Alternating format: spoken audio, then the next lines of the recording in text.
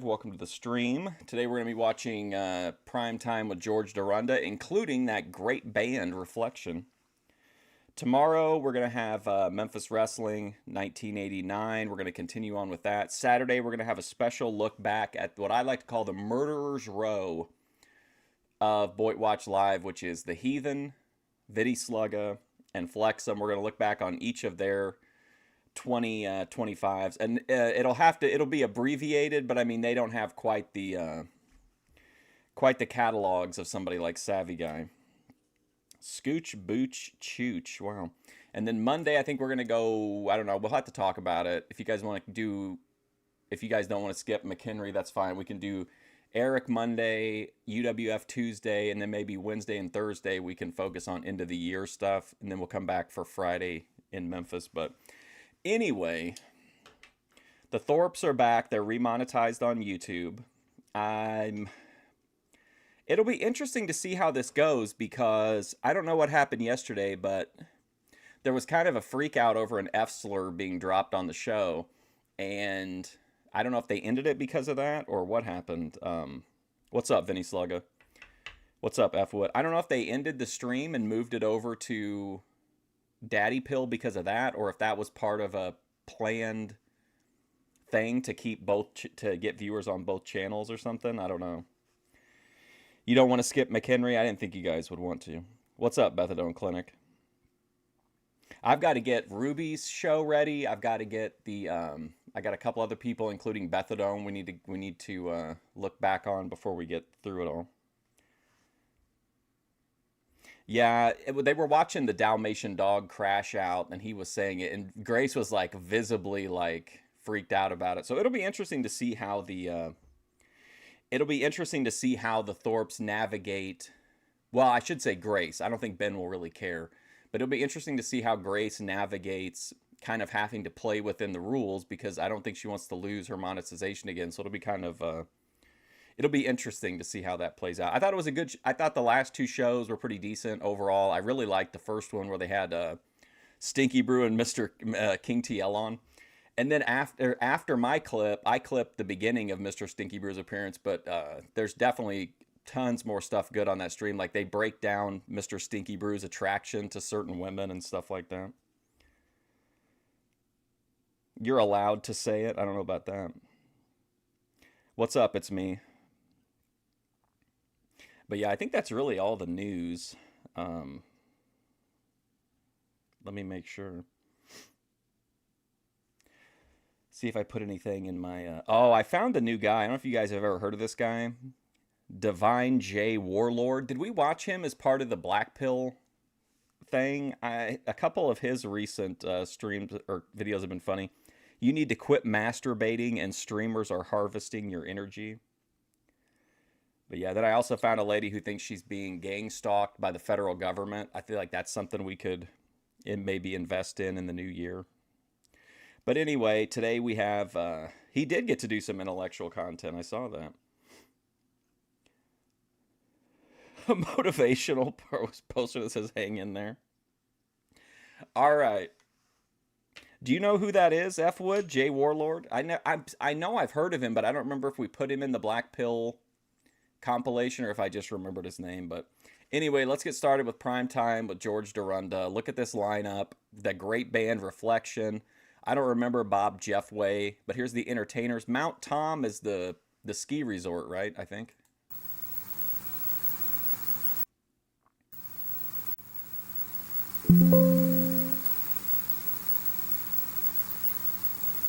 I have to get Ruby's deleted stream up to the one where a doctor denied her the methadone, or where she got banned from the methadone clinic. Hi, I'm George Dorunda, and here with me introducing today's show is my associate producer, Mr. Mark Bro. Hi, Mark. How you doing, George? Mark, you know, there's one thing. If you're here with me, who's running the camera? Oh, no.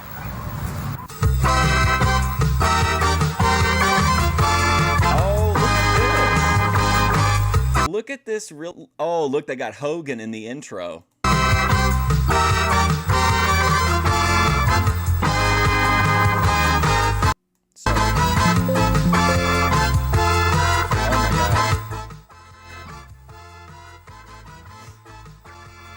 Are we entering into the mono era where available?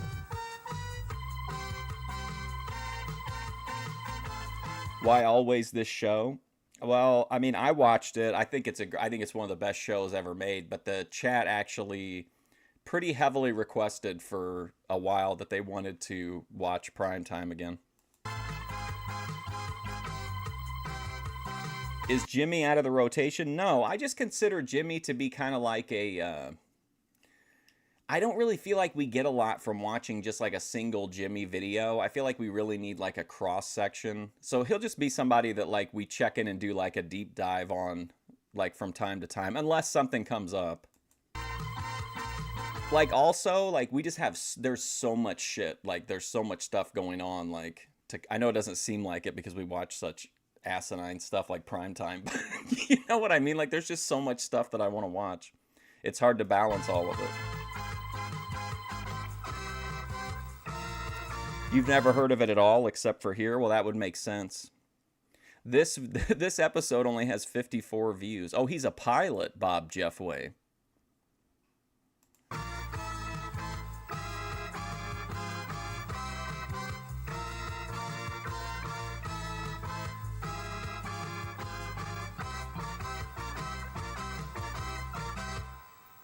Can you imagine George doing a live stream? I bet you could really get him riled up. Hi, I'm George Dorunda, and welcome to Primetime. And let me tell you, you folks couldn't have picked a better night to tune in because this is our premiere of our second season. Mark, did you ever think we'd make it through the first show? I know I thought I would, but I wasn't sure about you. Well, after the last program we did, we had a few problems with that. But hey, it's the premiere event of our second season.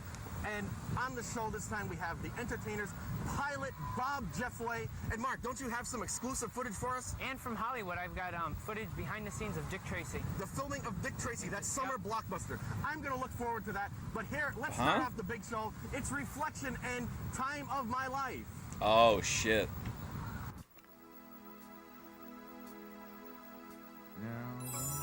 Oh, boy. What's this guy's name? Tom Casey?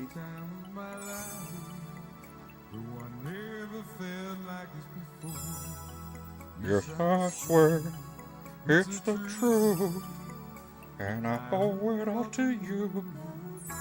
Oh, Jeannie was sung.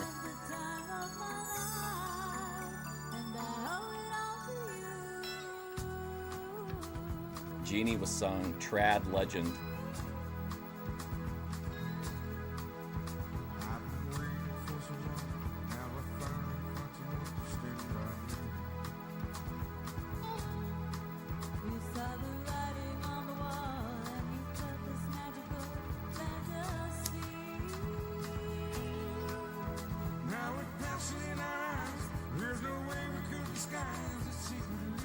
Boy, don't we feel foolish for all the crazy theories we came up with about reflection? We really lost it on that one. That was a real drug-induced psychosis.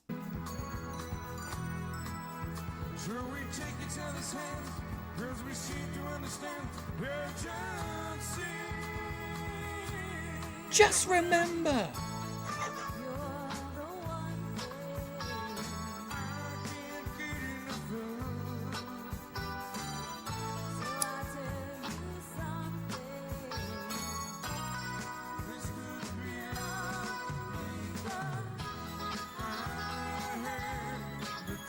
A tasteful pantsuit.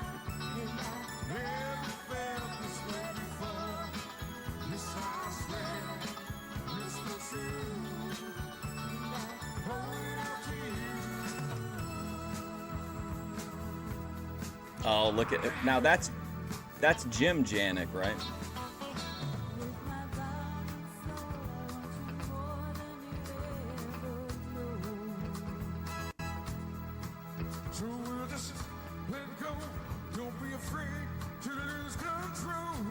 Oh my God.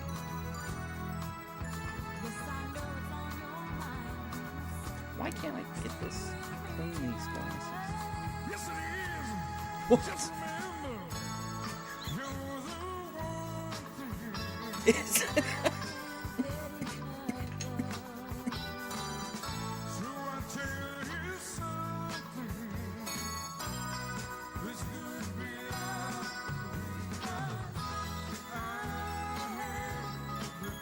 You know what though? You know what I love about Jim Janik is that he sticks with this haircut through the entire through the entire run of the show. Like as long as he's around, he's got this. He really he was not going to give in to peer pressure.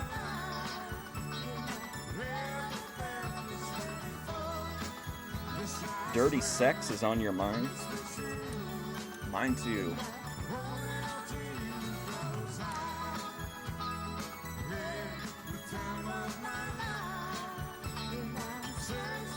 He did this on the other one too, remember? The I Don't Know Much. I don't know much.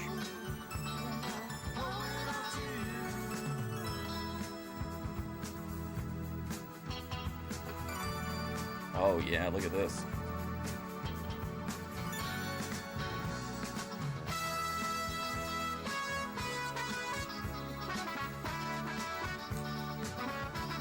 Guys, you may not like his hair, but you cannot deny that this man is magic on the keyboard. Listen to this.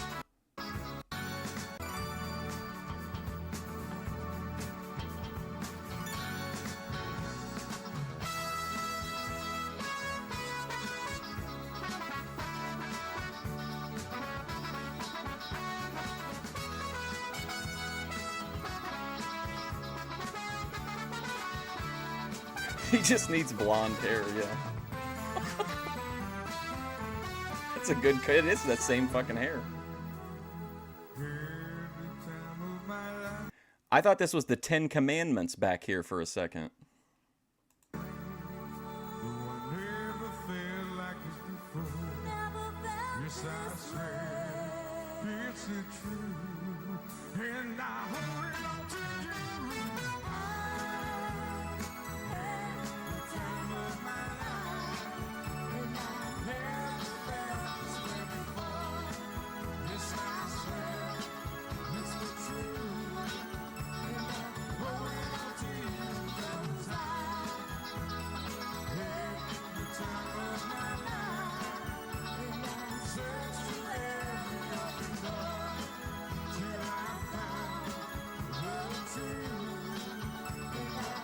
Jeannie was sung.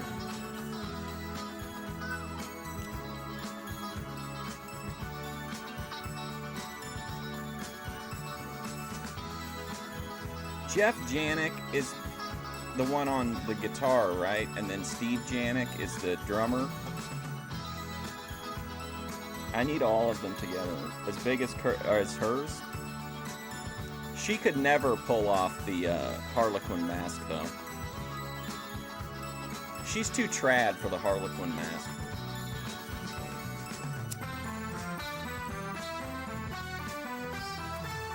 Man, listen to that shit.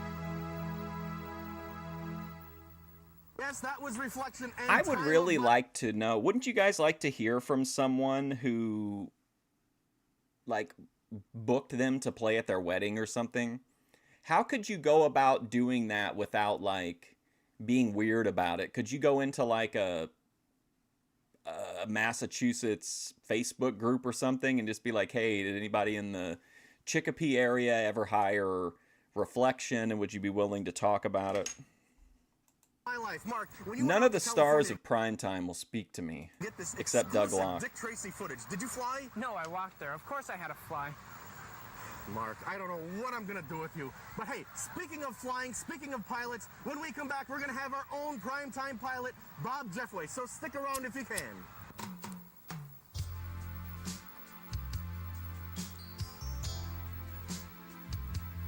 Nice music, George. Perv. Fozzie, what is this? Oh, Kermit, it's my new ball. No, I'm talking about this mess. Oh, that was the packaging. You know, Fozzie, when you buy things that are Bethadone in overpackaged, her you create more green garbage and hurt pink the environment. Harlequin I do? mask. Try to choose products that aren't overpackaged and recycle whenever you can. You mean like this banana peel? You can recycle a banana peel? Sure. Yeah! A cup are Find out how shining. you can help. Write to Make a Difference, National Wildlife Federation, Washington, D.C. 20036. Isn't comedy wonderful? It's perfect. And don't forget that many people in this chat believe that writing to that address will only get you onto government watch lists. Honeymoon, they say. Come fly with me. Let's fly, let's fly. I gotta mute a little bit of this.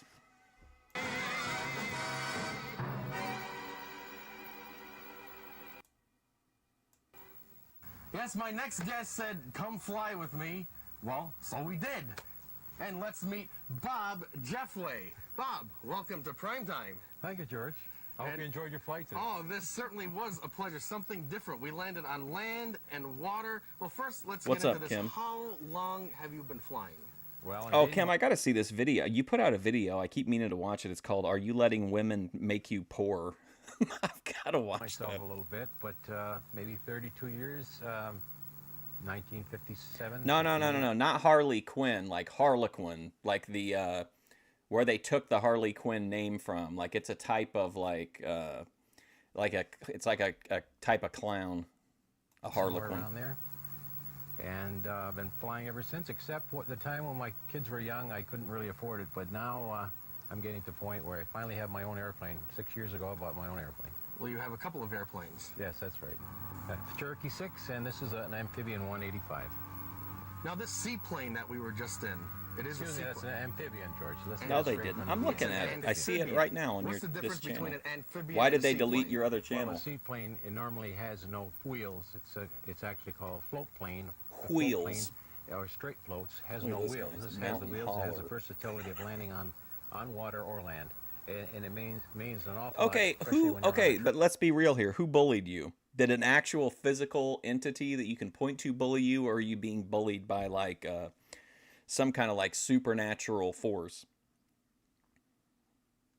You can land at most any airport and pick up What's fuel, up, Jeremy? and you don't have to land at a seaplane base. Oh, look at And a that, seaplane beautiful. can only land on water. I've got they a do have hand nail. seaplane bases. That's correct. They have seaplane I bases gotta all put over the scissors world. in. Does it take a special license for an amphibian or a seaplane?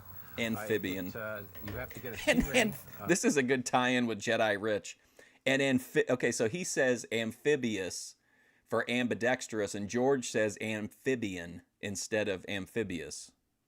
Normally you have a land rating, and then the sea rating is for the amphibian or straight float airplane. It is And, amphibian. You can normally say it like takes 4 that? to 6 hours, but the big thing is you have to be a good sailor. Most anybody can fly this airplane who's flown a land plane, but I if feel the like that's real test stealing comes some when of you're the in heavy winds, you're trying to specialness get from into a dock frog, or but alongside the rocks, and you don't want to hit the rocks, or you don't want to hit wasn't the very trees. clear. You When have did to it be a get good sailor. deleted? So you have to have water Did sense you in appeal? addition to being able to fly the That's plane. right. That's right. Now, it is an amphibian. What are the differences between this and a plane, other than the fact that it will go on land or water? Well, the thing is, you have to, as I said, be a good sailor. When you approach the water, hopefully it isn't a glassy water, because if it is, then you have to use more or less like an instrument approach, because if you look at the water, you'll fly right into the water. And so it's this kind of thing. Plus, when you land, you have no maneuvering except the water rudder back here. You can't maneuver Oh, what happened? really without. Did you know, Jeremy, that I watched The Room 365 days consecutively? I even got the Tommy Wiseau even put a tweet out saying that scholars should talk to me to see what I've learned from my mission. That in idle taxi when you're moving slowly.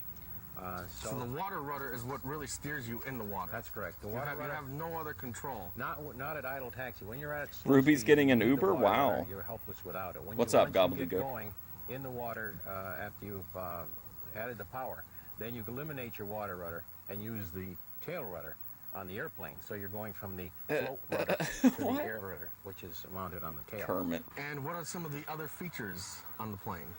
Well, That's a the sneak engine is diss a at 300 Steve Casey horse, from fuel-injected engine. Reflection. You need a What's up, Dave's large number channel? of horsepower to get an airplane off the water. The water has this real strong surface Beth is tension. gangster. I've In seen some addition to recent that, you videos have of hers, and an she extra seems long pretty propeller gangster in them, to be give you fair. extra thrust, and this is really the reason why you get such a loud noise with this type of airplane, because the tips of the propeller, being extra long, are going almost supersonic, and that causes the Oh, shock waves man. to come out and makes it quite loud to someone's ears. So that's why it was so loud when we were flying.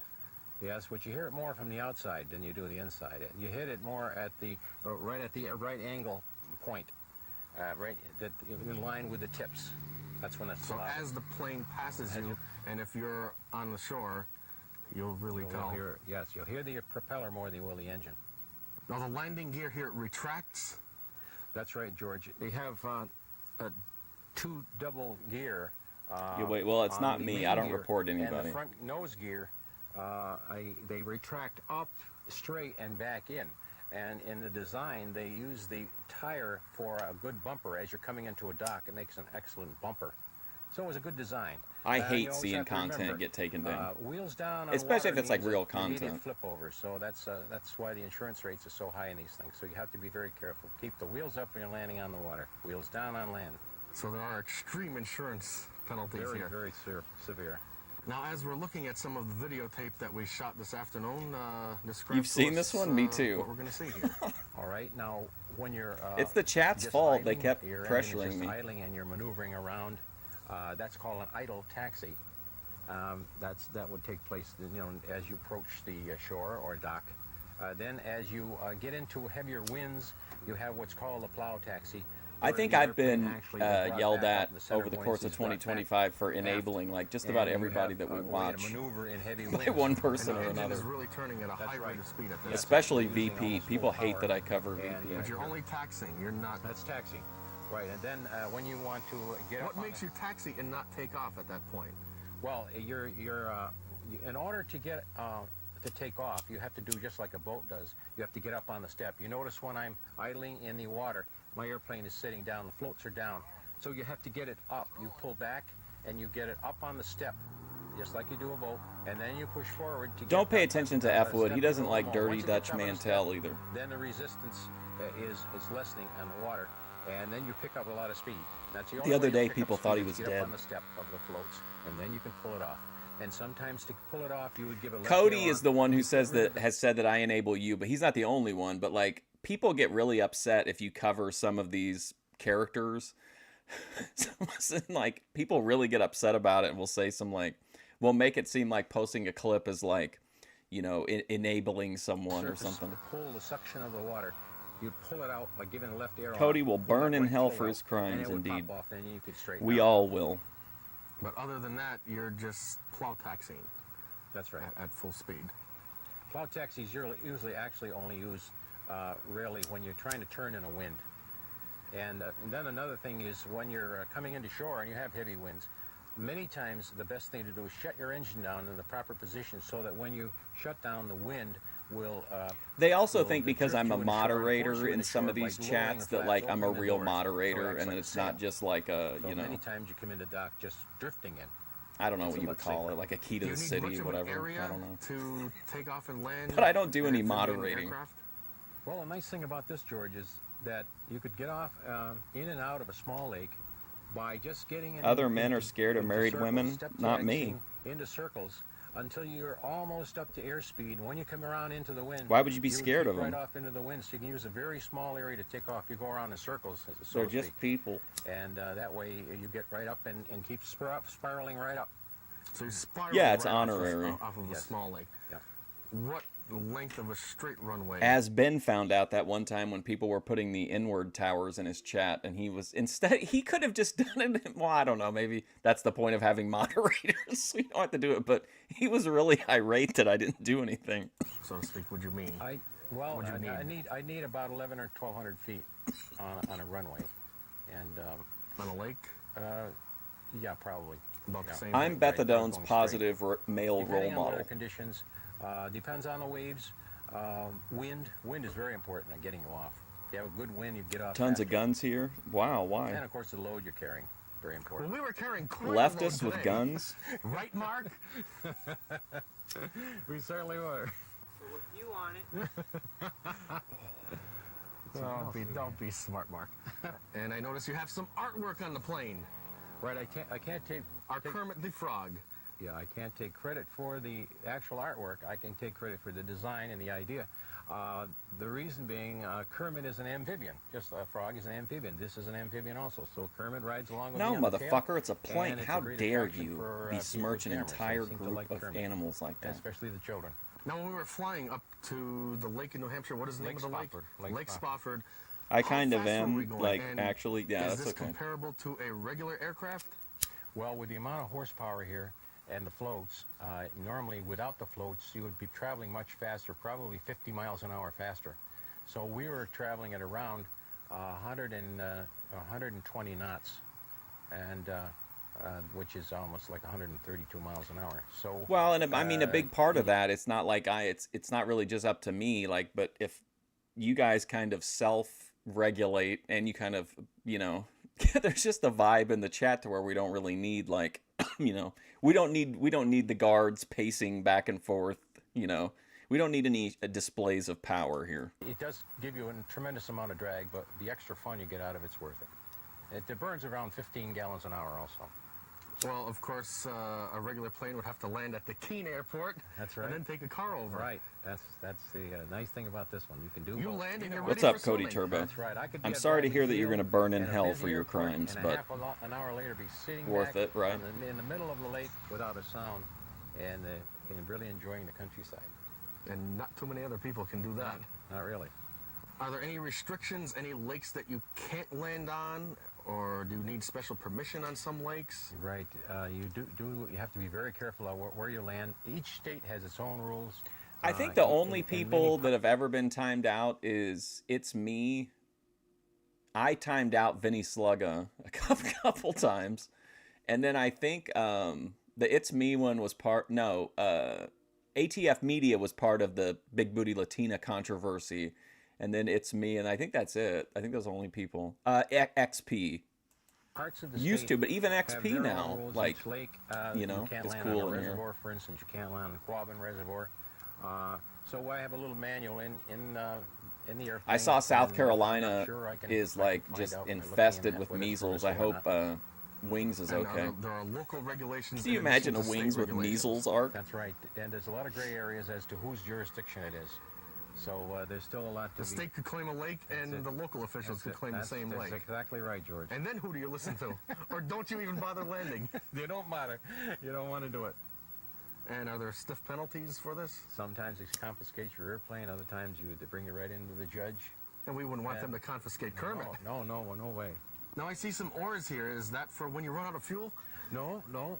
It's when you come near a dock, you don't want. It seems like that like the doxing and personal information is one of the few things YouTube takes seriously, but then they only take it seriously like half the time. But you just never know. There's some people that are in this. I mean, you see how many channels get taken down or get reported in this, that cover some of the same people that I cover. It's really not you guys. Like, it's just other If you're people. coming into a dock, it's best to shut down the engine, and hopefully you have a passenger who could take the other oar, the two oars, and just row yourself right into the dock. And of course, you're going a lot slower, and you have more George, control. what are you doing here, And pal? also, this airplane could be beached, as you can see. It has a tail boom on the back. Can you So if can come you into a sit beach, can you hop sit out spread and, eagle on there in these turn the incredibly airplane short around, shorts? and then get your rope out and tie the boom in the back to a rock or a tree or So whatever. long. Beach, pull it right up to the beach, back it right in. That's another method of bringing it to shore. Do you have any close friends that fly? Yes, a friend of mine, Jasper Bowman, who lives in Southwick. Interview's been going for like 17 minutes, and George is now asking him if he has any friends who enjoy flying. It's an air coupe. That's a 19. I love He's it. a piano player. That's right. He's a piano player in my band, and we've been Go playing back to together louder for- volume. Yeah, I'm sorry. probably I didn't 15 know this years. was So the whole band takes off, and you can go out on. Well, not the whole band. these No, the trips. no, we don't have enough room for the whole band. But Jasper and I take trips once in a while, and How's he that? likes the landing on the water, and he enjoys it. And I feel sorry for Jasper because he had a dog that flew with him for years, and he just passed away. So we hope Jasper will get another dog, another flying partner. Now you're reading something here, and you were looking at this same thing before we took off. Yeah, just before we took Now, off. this is technical information. Oh no, George! These are the directions. This is actually my first flight. Yeah, what? I did pretty well, didn't I? we landed on water, okay? We landed on land, okay? We got back. This is your first all right, sure. directions. You mean all this time we had no idea where we were going? Didn't I do well? Have you guys Just ever what I flown? Not needed. like in a private I'm just a plane, natural like pilot, George. Not in like a private plane as far as like, one like a rich people plane, but have you ever like just known someone who had like a small prop plane or something and flown in it? You certainly are. With Kermit helping. Well, kinda thanks again, guy. Bob, and I hope we can fly out again somewhere soon. What is it, Lake Winnipesaukee? Lake Winnipesaukee. We'll go up there for a hamburger and a Coke, and we'll have a ball. Mark in service the Hamburg and Coke. Sure. We'll And it's only an extra 10 minutes when you're that's flying. all, extra 10 minutes from Keene. Sure. Well, I'm ready for our second flight. Look, stay with us. We'll be back with more prime time right after this.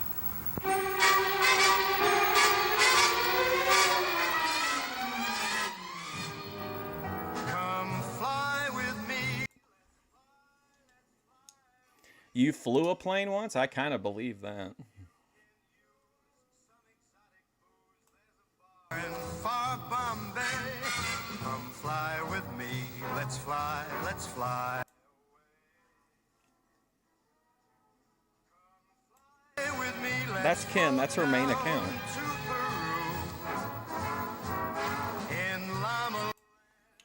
Isn't it?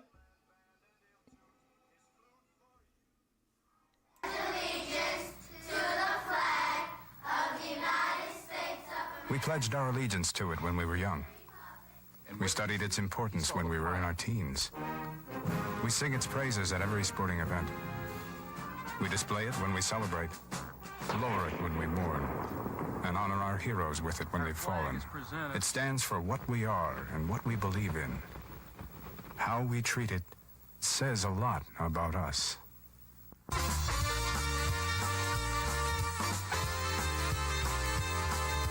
Brattleboro or Harbors for Games. What is that? What's up, Randy? Welcome back to Prime Time. Well, it's that time. It's time for the moment we've been waiting for. You're going to show your exclusive footage of that summer blockbuster Dick Tracy. You have a shot of Warren Beatty behind the scenes. Behind the scenes. Did you get any special clearance to get in? Hook clearance. Well, maybe we don't need clearance. All right, gotcha. is the tape loaded up? All right, let's roll the tape. And here, if we look now, there he is. Okay, we're coming around the corner. Yeah, there he is. And there he is. It's Warren Beatty. Mark, I'm so proud of you. That was the highlight of our premiere It was show the of our highlight. new season. Yes, it was. It Oh, was the this is highlight. the But new hey, season. it's not over yet. Here are the entertainers, and what a wonderful world.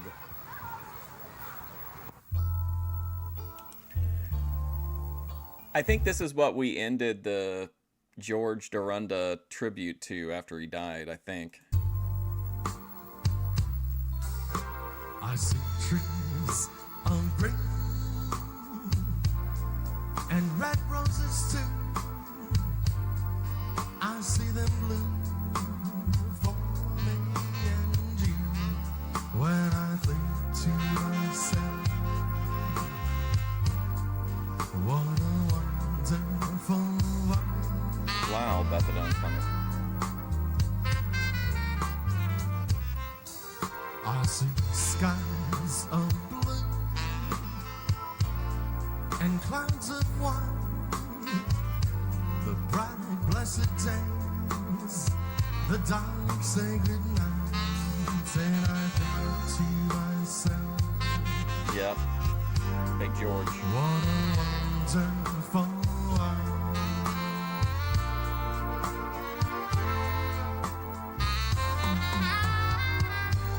The colors of the rainbow, so pretty in disguise, are also on the faces. Hey, ATF, I saw that, what's the name of that band that's got the two kind of disturbing, unsettling female singers? Is it Center Stage? I want to say it's Center Stage. They're coming up shortly. They're in one of George's thumbnails. Of people going by, I see friends shaking hands, saying how they're really saying I love you. I hear babies cry, and I watch them grow. They're learning much more than I'll ever know. When I think to myself, what a wonderful world. Play it, John. I know, and they use the same fucking crowd inserts like every video just about.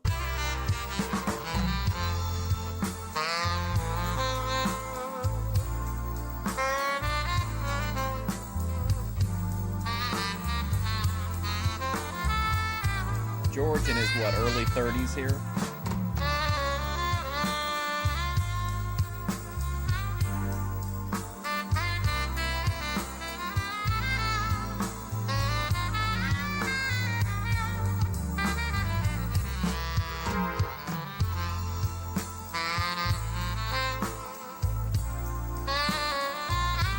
They're like, hey, listen, can we get the hard cam right next to Carl Satard, please? Just have a camera on Carl at all times.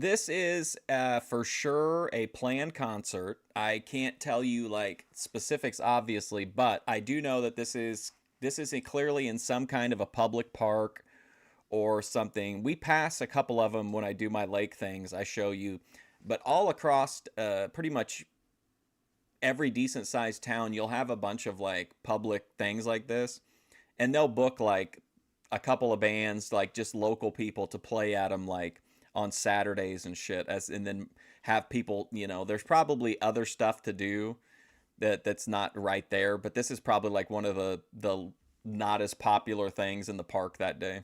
Of the rainbow, would be my guess. so pretty in the skies, are also on the faces of people going by. I see. Yeah, just a reminder, Dave's channel, Bethadone Clinic is not a actress, as some of the people that we watch are. Bethadone is a very real, very feral, and very, you know, will bite fingers. Friends shaking hands, saying how do you do? Look at Martin getting the drummer. They're really saying, Oh, there's the hard cam. It looked like it was right on Carl. babies cry,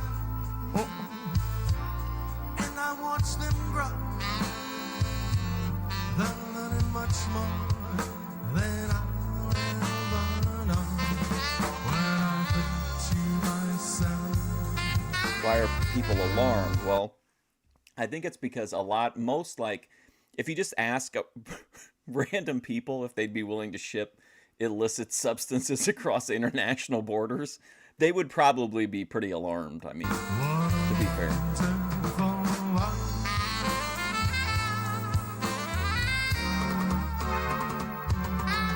when I think to myself,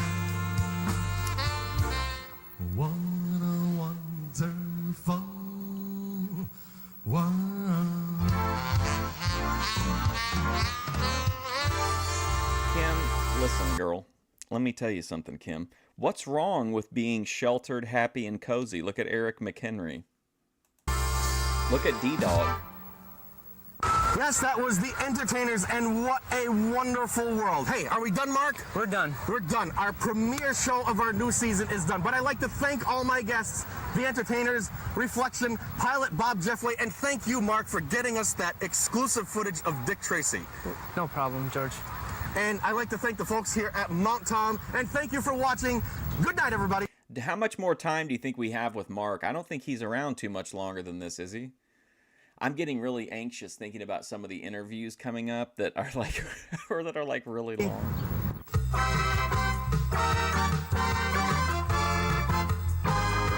John Dumont, remember him from the famous Dumont Network? Oh, look at this.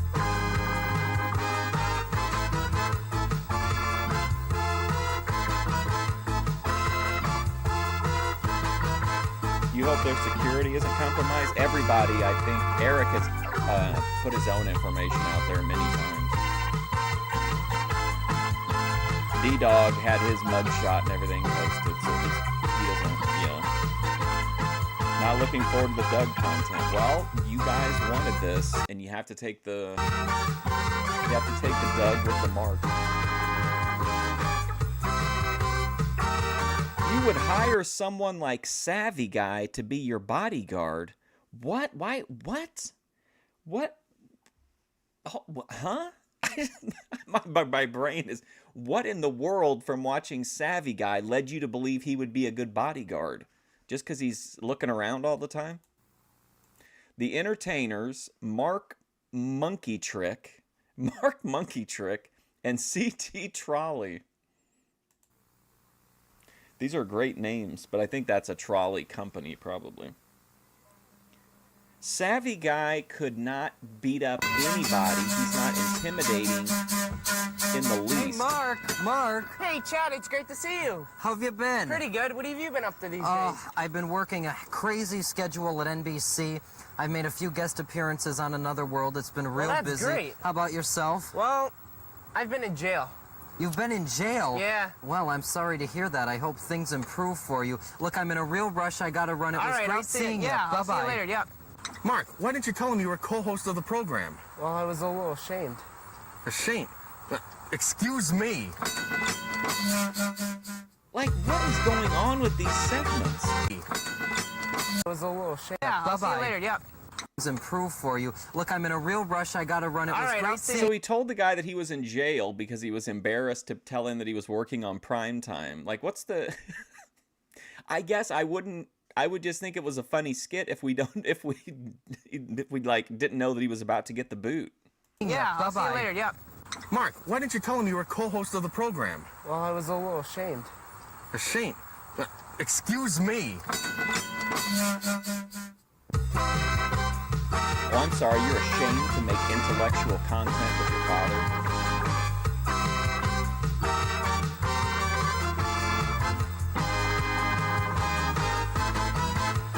Savvy Guy, not a bodyguard. Who's the toughest person in the Boyd Watch world? Vinny Slugga, maybe?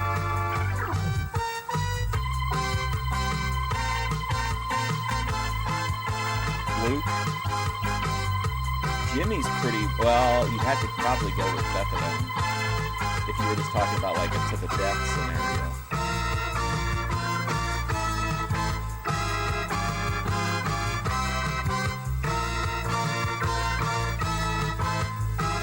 He's built to be a guard? How do you know? Hi, I'm George Dorunda, and welcome to Primetime. And what a power-packed show we've slapped together for you this time on Primetime, because coming up on the big Slapped show, together. we have from Germany, opera singer Mark Munkitrick. You know, he's my cousin, George. He's your cousin. Yeah. Is You that shitting me, Clarence? He's not a rough dude. He's another Eric McHenry. He's very, well, Jedi Rich has at least been out in the world a little bit. I just want to say this business Rich arc that he's doing right now is so fucking good. It is so bizarre too. Like it's really interesting. that where you get all of your great vocal ability? I don't think so. I sent Bethadone Clinic a short about the business Rich arc that he made recently, and she responded to me by calling Richard her trademark. You do it all on your Yeah, own I then. do it on my own. But you let's- know, we got another problem. Look who we have running camera. A new intern. Oh, it's Chad. Chad, I all think- the way in from New oh, York. no, He's running the- camera Yeah, for I us can today. see the show going downhill right now. Well, we won't have that problem because we're going to start off the big show with the entertainers and run around. I know that people were kind of like, what the fuck with the Carolyn Lee interview because it was long and the airplane guy, but I don't think I think the very first kind of heel on Primetime was the opera guy. I feel like that was the first person that people were like, fuck this guy, until the wheel walker came along. Everybody hated the wheel walker too. Sue, let's go for a ride. Here's my story, it's sad but true. About a girl that I once knew. She took my love and ran around. Ooh, there you go. I think we might have it.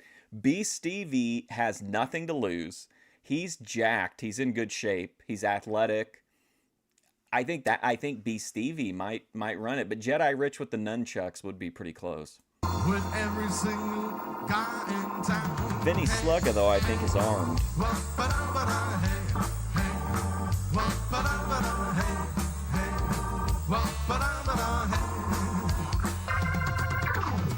I should have known it from the very start.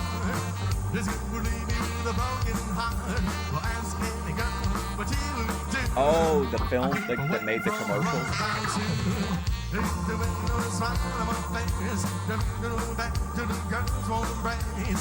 Oh no, you know what that means. We have enjoyed a piece that we didn't even really appreciate because I forgot that the commercials about the crippled woman on the beach are going to start flowing in at some point in the near future.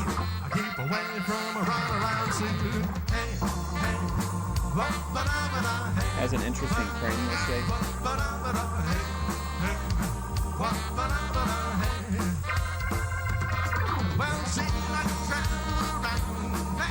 Lalo, give me a break, dude. I take any of the other McHenry clones over Lalo.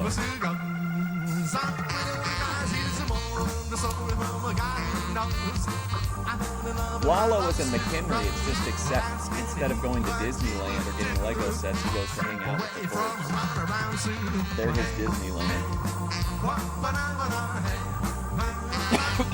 Hurricane Caro would get deported. Isn't he from like the Virgin Islands or something?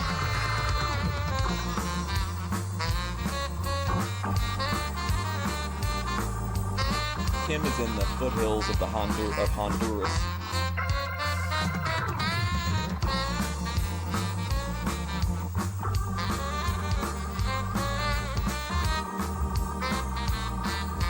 Methadone could guard the meth. That's the last person we should put in charge of guarding the meth.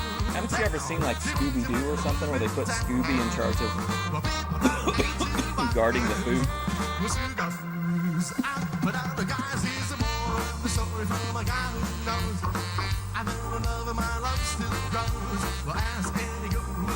War Chief. If War Chief hit B. Stevie like he hit Lalo, B. Stevie would probably take like 10 minutes to laugh, and then he would just pick up War Chief and like throw him off a cliff or something. War Chief is another McHenry. Another attic dweller. You pig? You're a pig? Lalo, in my opinion, would beat War Chief in a fair fight.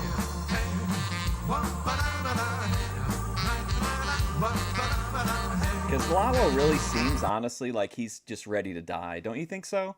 I feel like he's giving this vibe. Have you ever seen somebody, like, they give away all their stuff, you know? And then it's like, oh, what's going on? You're giving away all your possessions. Like, Lalo feels like he's in that mode. Like, he's giving away all of his dignity, all of his, all of his fucks are going out the window.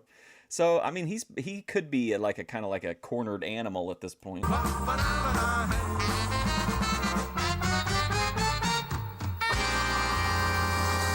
Lalo's not winning any fights. I think he could beat War Chief. I mean, War Chief can't even stand up half the time.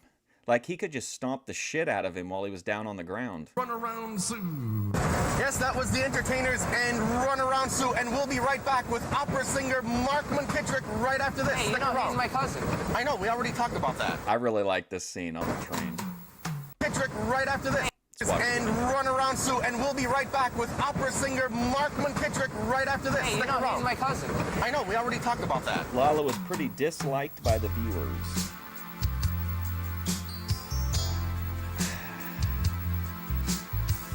I don't know about that. I mean, I think he is disliked in the way that people dislike Dominic Mysterio. I feel like Lalo's went from getting like X-Pac heat, or X-Pac heat, not X-Pac. That sounds like a weird thing Aphrodite would say the government was unleashing.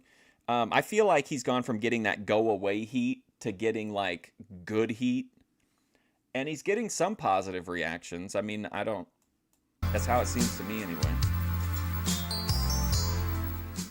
Because I feel like if he was unpopular, the numbers, that's how I generally gauge who's popular, like on a channel or whatever, is on the streams that they're on, like what do the ratings do? Should I start doing Dave Meltzer style ratings breakdowns on the Boyd? Make sure we're not wasting Yeah, water. this next interview is brutal. It is even South to West, who's extremely patient and as always, you know, tries to look for the best in things. Even he was shitting on this guy. And rats, check that the house is properly insulated. And Bessie, make certain we're recycling all our bottles, cans, and paper. Gee, Piggy, what can we do to help the environment? Let's not waste electricity. What? But To he's find though, out what like, you can goes do back to and- help, it's 'cause write he's to around Make a too Difference, much. National Wildlife Federation, Washington, D.C., 20036. Lights out. I just think it makes a big difference. Like when he goes away for a while, you don't even have to do a big, you know, restaurant goodbye where somebody throws a drink in somebody's face. Just have him leave with his tail tucked between his legs like he used to do. And then he's gone for a while. And then people, just when you start to get to that point of being like, oh, maybe Lalo wised up and went on with his life, then he comes back in and then he's got, you know, we don't have time to miss Lalo anymore. Plus, to be fair, Lalo is streaming himself as well, which I don't think he was back in the day, was he? Even like last year. I feel like he was only posting like polling videos or pre-made videos. So now he's back to like streaming a lot on his own channel. So there's just like it's a lot of Lalo.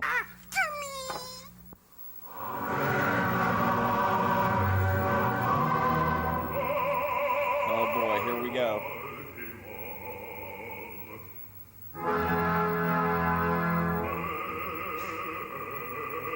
What's that guy's name that managed the Road Warriors? Paul Ellering. What do you think?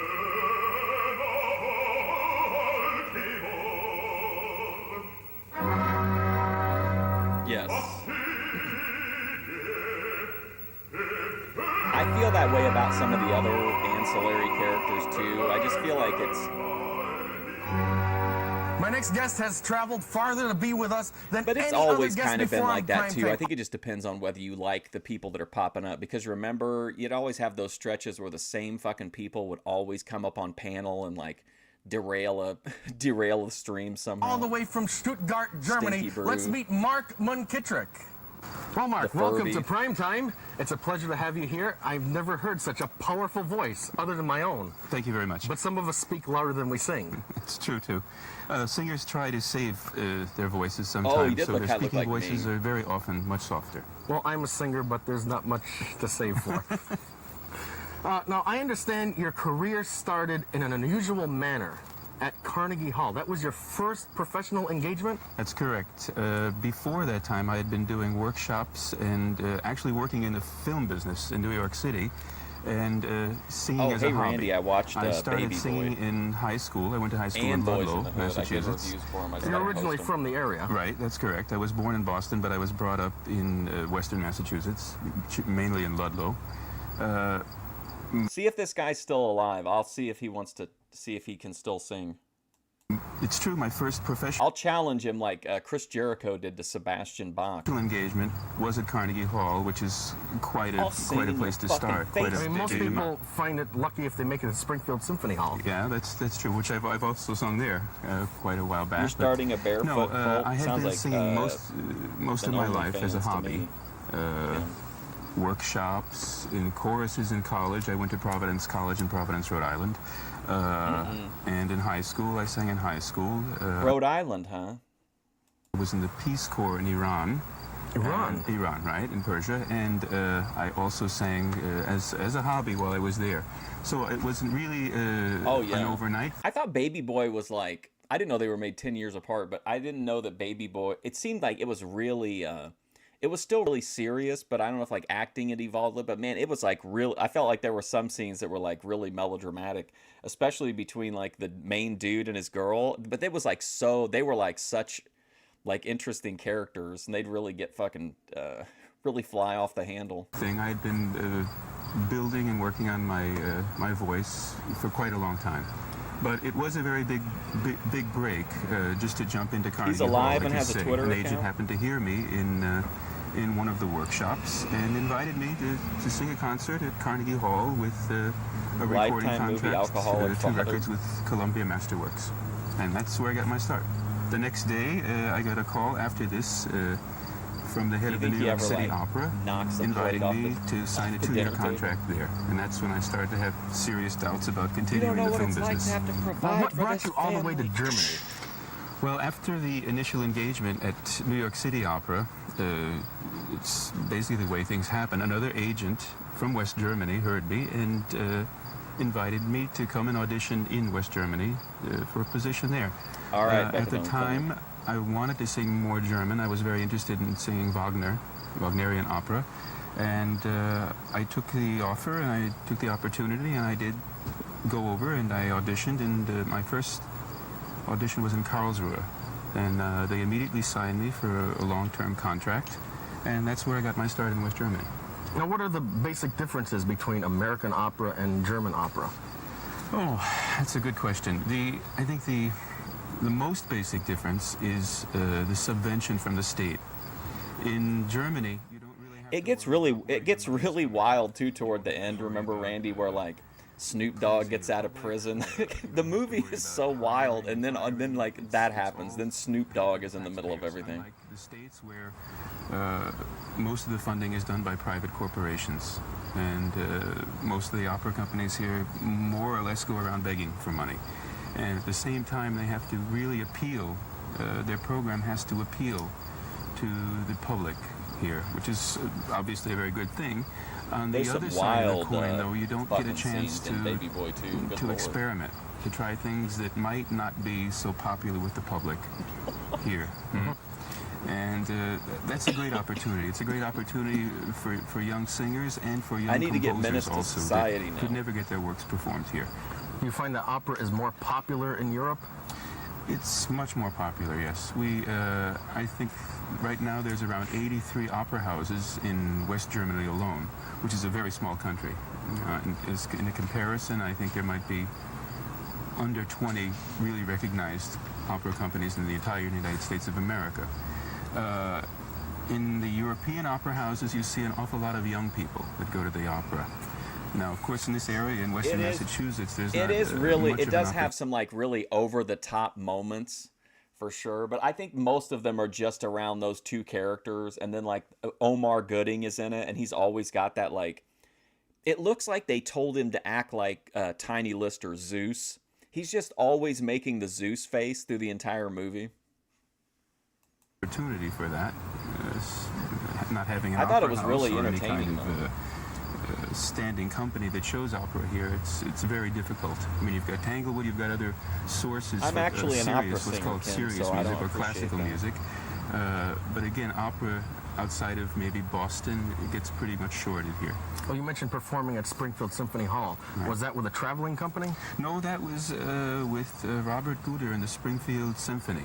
We did The Flying Dutchman here. This was quite a while. This is just before I went to Germany. Yeah.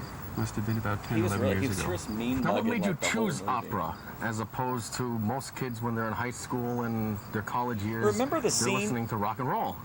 Remember the scene with Omar where I think the voice. remember they're all at like they're over at his house, but he's really mad because he's in a different room than like the two women that are doing whatever, and he has like this big explosive scene with him, and it never.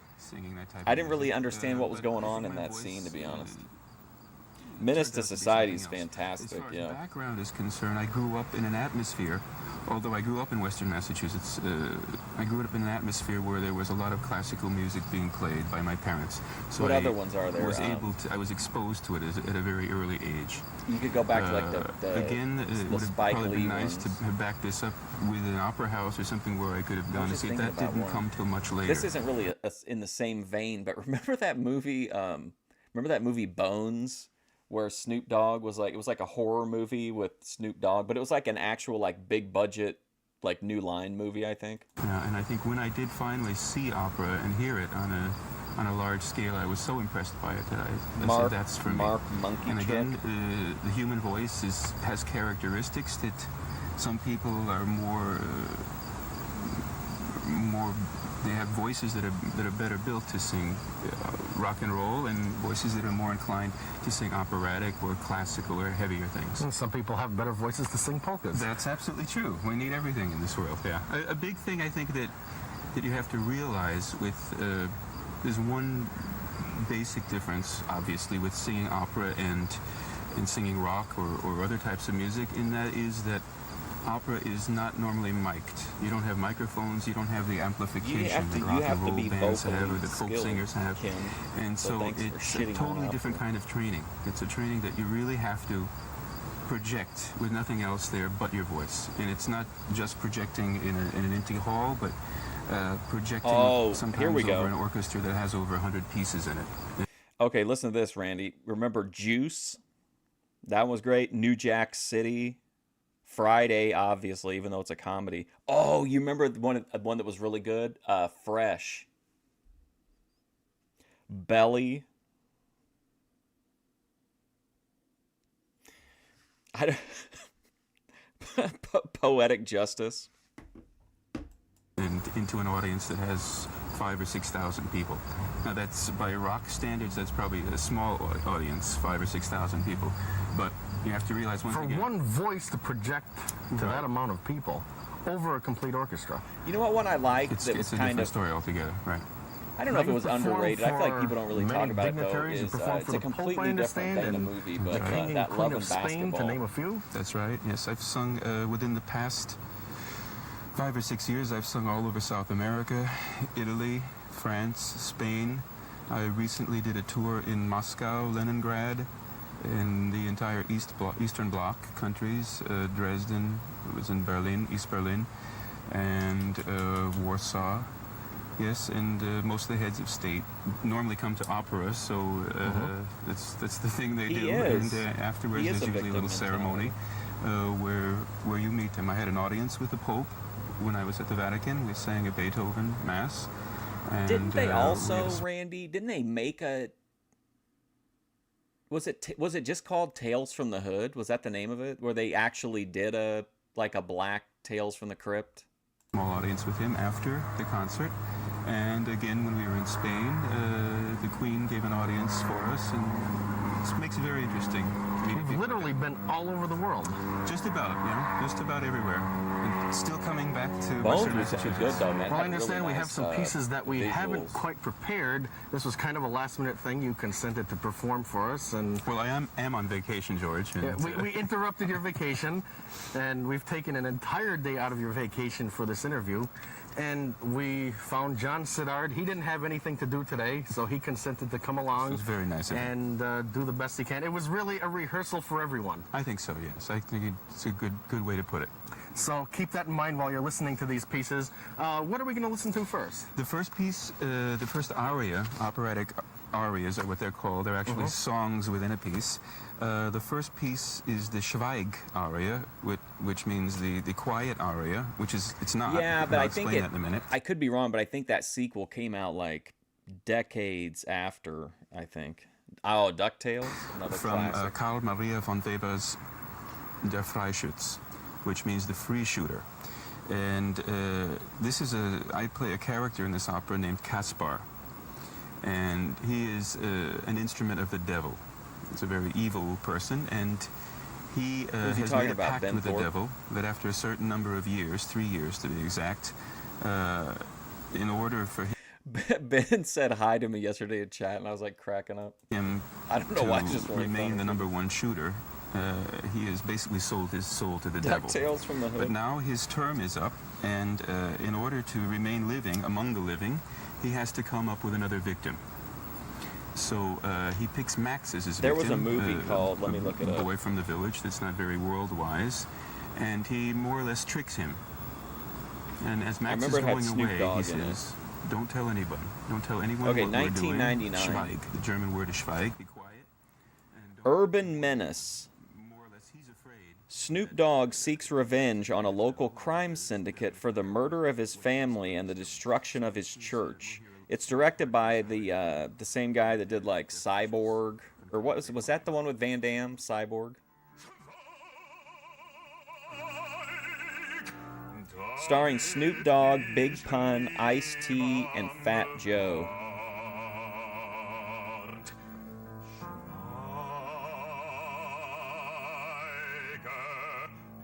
Yeah, he's a pastor. Okay, here. Well, no, wait, that's a different one.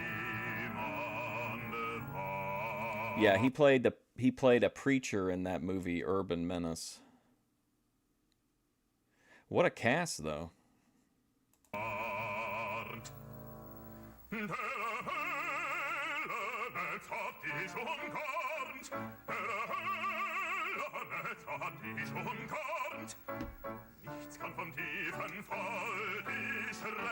That guy directed a lot of great movies.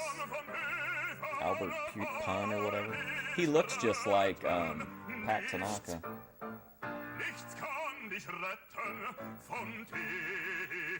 Died 1 year, damn. Oh yeah, Meteor Man. Well, that sounded great also. That was a German aria. Right. Have you ever performed in Poland?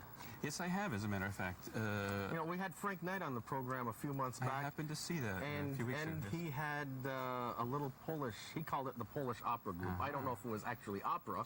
Right. Yeah, an folk opera group, yes.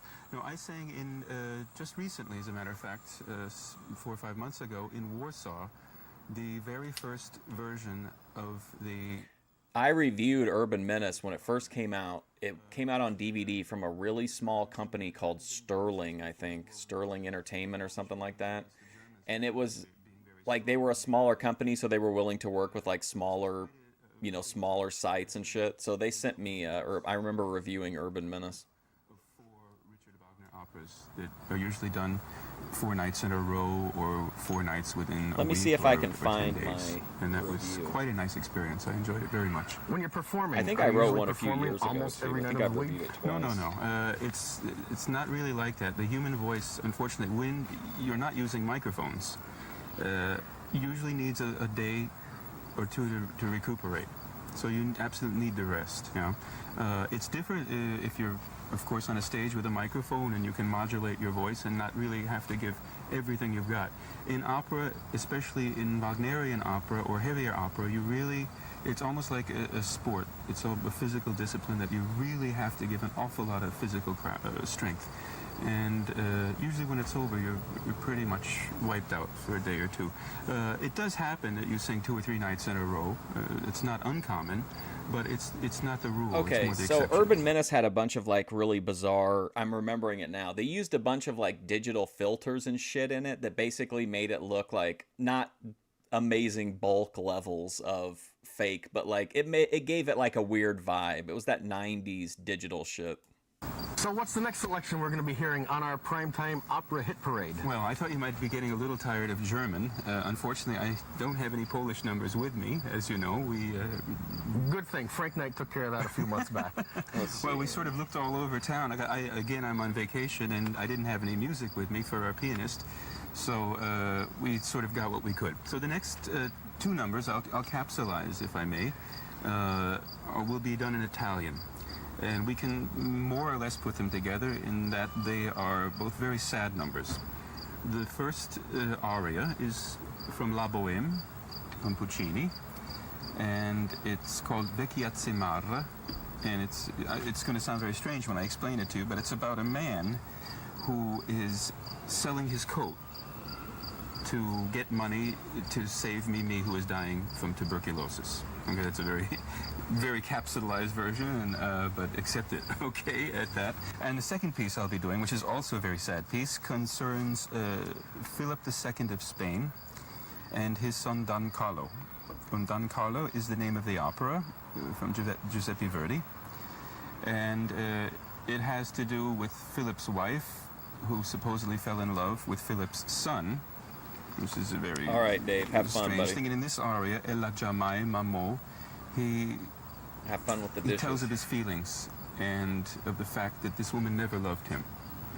And by the time you do all the dishes and everything like that, he'll still probably be talking. Sad. He sings, "Who is going to care for me in my old age? Who is going to look over me when I'm in my sepulchre, when I've died?" And so they, like I say, they're very, very sad arias, the both of them. And they're in Italian. So here we go.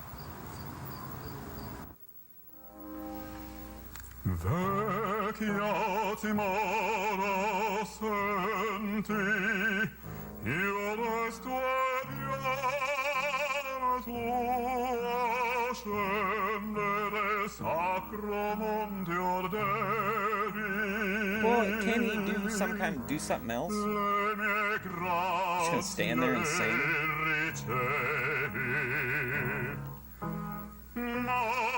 Kim's got some interesting dance moves recently.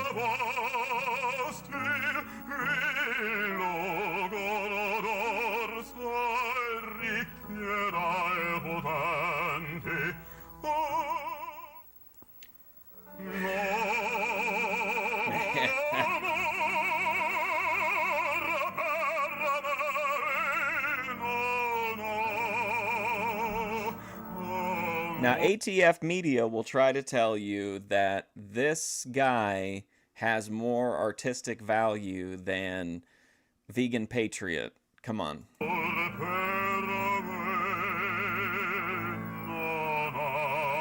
Oh, no, I haven't had a chance to check anything. I was watching King Kong last night.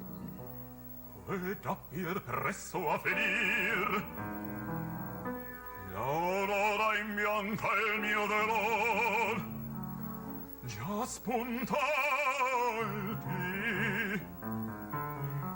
Passar, veggo i miei giorni anti, io sono Deo, sparida mia. Okay, that sounded great too. That was Italian. We've heard German and Italian operas. Well, I'm afraid you're going to hear German again. Well, these all are right, only see you later, extras. Dave. We I'll have to check that explain to video the out people today. There's a whole lot more. If we had to air the entire operas, we'd have to have a 12-hour primetime program. Well, not only that, they're excerpts of, because we didn't have very much time to rehearse, we were only able to do parts of the arias. So, as an example, this last aria we just went through, the Ella Jemima Mo, actually lasts about 6 minutes within itself. The next piece is... This feels to me... Have you ever watched those Christopher Guest improv movies? Watching Primetime made me go back and watch all those Christopher Guest improv movies again. A lot of Primetime feels that way to me, but I think it's just because Christopher Guest really gets the eccentric, like, fame seeker types. But, like, this interview specifically feels to me like it would be part of, like, a Christopher Guest movie. It's so dry, yet there's weird stuff happening, but you can't really... It's hard to, it's hard just because he's such a weird guy. As a matter of fact, we're going to hear is from a mass written by Giuseppe Verdi, the Verdi Requiem, and we will be hearing with you're gonna get orchestra, Methadone back in here talking about bass 10-inch aria, thorns. the bass solo from the Verdi Requiem. Wow, that was terrible. Oh, look, Mr. Stinky Brew.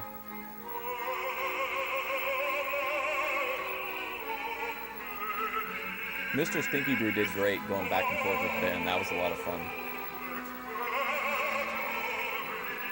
Ben also, like, he pushed him, but not like... Ben showed great restraint in those interactions with Stinky Brew.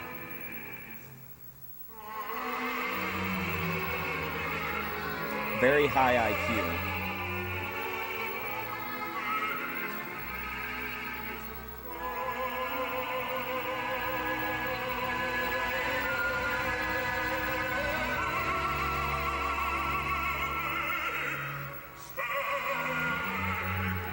I mean, to me, it's a terrible segment, but watching it a second time, understanding Primetime, you know what I mean? Having 2020 vision, I get it now. I still think it's one of the most intolerable segments of the non-Doug Locke era, but like it makes sense to be here. Like, it feels like a Primetime segment, you know? I appreciate it more, but I still think it's the shits. Wow, this is certainly a pleasant change for Primetime. But I think this time it's more of like, I can appreciate it for what it is than I could the first time. I was just so blindsided by the incredible duration of the interview. It's been very interesting for me, too, to come home and be able to do this. Other than the usual groups that we usually have on the program, Chet Dragon and his polkas. Well, Doesn't have quite the voice that you do, though. There's room for everyone. I listen to just about every kind of music I can. I really enjoy all kinds of music. So you do get into all different styles. Absolutely. How about polka? Absolutely. It's, as a matter of fact, when I come home at night after a rehearsal, after a performance, opera is the last thing I want to listen to. I'll put some blues on or any popular music, whatever, but it's just like anything else. You know, you probably get your fill of it while you're working at it at the job, and you come home. You want something different. You're ready for something else, sure. Now, is there any... I think the holy trinity of, what's this guy's name? Monkey Tricks? Mark Monkey Tricks, Carolyn Lee, and Jimmy Sturr are like, how are these people so wildly successful? Like that I just don't get it at all. Anything left in the future from Mark Munkitrick? Can we What's look up, forward Amber? to What's seeing up, you Izzy? in the area at some point in time in the future? Performing? I haven't had any contact with the Springfield Symphony in quite a while. As a matter of fact, unfortunate, but I've been quite busy in Europe. This year, I'll be singing all over Germany once again, and I have engagements in Italy and Spain at the moment, and that's always... I think watching this through the first time, I got eventually to a point to where just the way that I viewed primetime changed. I went from like just watching it like it was just another, like it was just a weird public access show to like it was like that weird drug-induced psychosis. It was this like it was like this weird, you know, incredibly offbeat world of all, like we came up with all those like stories and threads and shit. But like if I think about him not as who he is, but if I think of him as a primetime character, I appreciate this guy. Does that make sense, or is that just more drug-induced psychosis? Always gets to be more and more as time goes on. And in early spring next year, I'll be here back in the States in Oh my God, Tulsa. if I could film like someone doing opera somewhere for a video, I totally would. And Omaha, singing the Magic... You've seen my content. I'll talk to anybody. I'll interview anyone in the middle of a store. Flute, Die Zauberflöte, if you'll pardon my German, written by Wolfgang Mozart. And I'll be looking forward to coming back and singing in the States once again. Well, thanks, Mark, once again for being here on Primetime. It has been a pleasure. George, it's been an absolute pleasure for me. Thank you very much for having me. And I hope to have you back again. Maybe next time we won't be interrupting your vacation time. I really We'll overthink plan it ahead of prime time next too. time. I hope so. We'll plan a few more performances. Fine. I could probably And do stay with a us. Clarence we'll be back level with more Primetime right after this. free-form like stream of consciousness stream about primetime.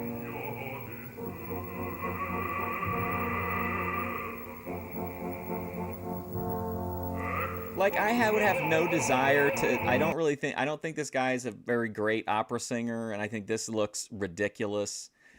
But like, I just think he's really funny. He just really reminds me of like of one of those Christopher Guest characters. Like, I don't know any other way to put it. Incredibly pretentious, but like very also like transparent. Does that make sense? We pledged our allegiance to it when we were young. We studied its importance when we were in our teens. We sing its praises at every sporting event. We display it when we celebrate, lower it when we mourn, and honor our heroes with it when they've fallen. It stands for what we are and what we believe in. How we treat it says a lot about us. We're only an hour and we're not even an hour and a half in, and I'm already at this level of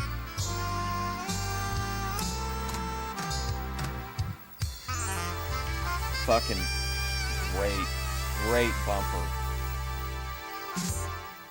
Well, that just about wraps it up here for another Primetime, and I'd like to thank all my guests, opera singer Mark Munkitrick, The entertainers, and Dora, and all the folks over here at the How Connecticut dare Trolley you. Museum. And thank you for watching. Do join us again next time Oh, on it says, I thought that said rubies. Primetime. Don't forget to vote. Good night, everybody.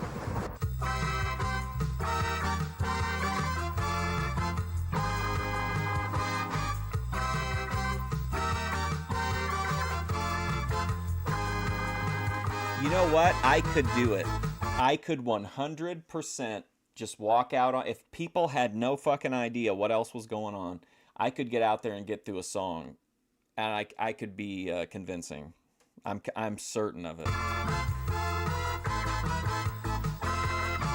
Don't you think that would be just so much fun? Just like, it's kind of like if you had like a room of people assembled and then you just walked in and just said whatever, like, you know what I mean? Like you didn't really know what you were going to do or whatever. You just have to like make shit up on the spot. I think that'd be fun. I would do an opera version of Nikolai Volkov singing the Russian anthem. Bar Harbor.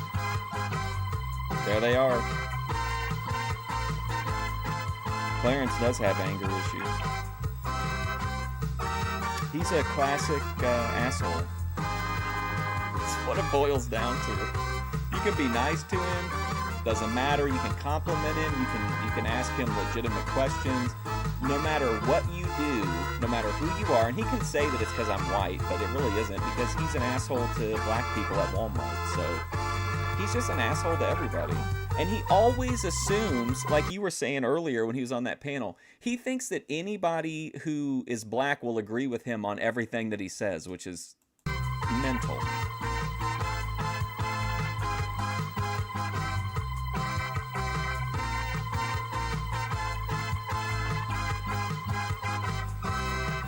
I guess the closest thing I've gotten to that is like if I'm introducing like one of the things at like one of the pop-up art things, but even then, like the people I don't really think they care. Like I said, I think they're there for the free refreshments more than the content, but at least I get to like talk about this weird shit to normal people.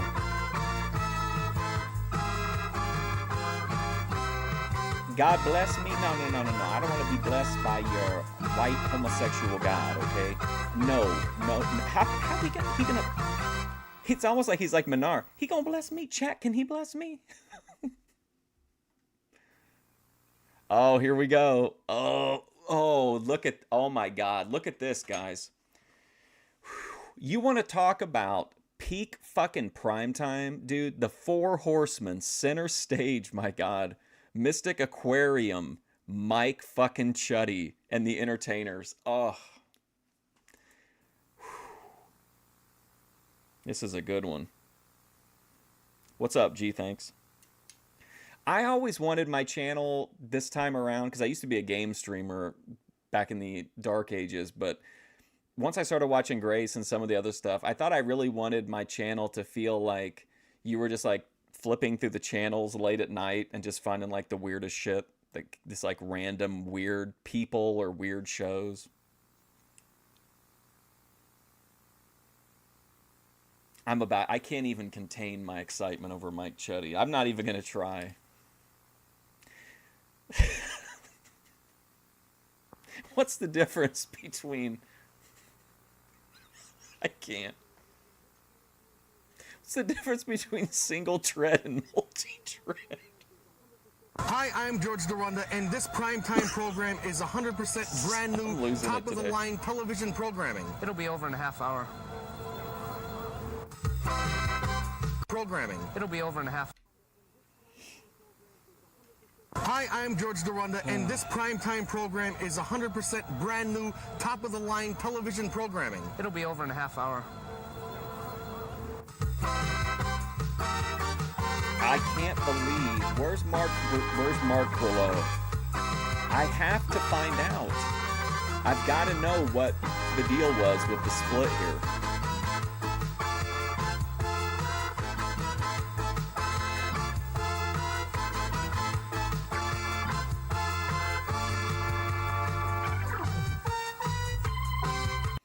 I just think there's got to be a story here. Don't you? There's got to be something, because he takes out whatever feelings he had for Mark. He takes it out on all of these other, assistant bros that he lines up. What happened between the two of them? Why are we... This is like Kevin Sullivan booking his own divorce. Why is George did he literally book him off the show like this? Was it like a funny thing between he and Mark? Like Mark knew he was leaving because he had to go to a different town or something. So George did this like rivalry storyline to write him off the show.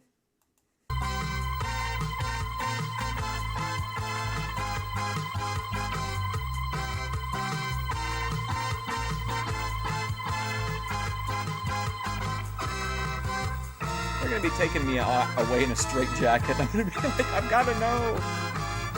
Give me Mark Grillo. I'm like, listen, just let me get to my stacks of handwritten lore about people on the internet. That'll clear all this up, officer.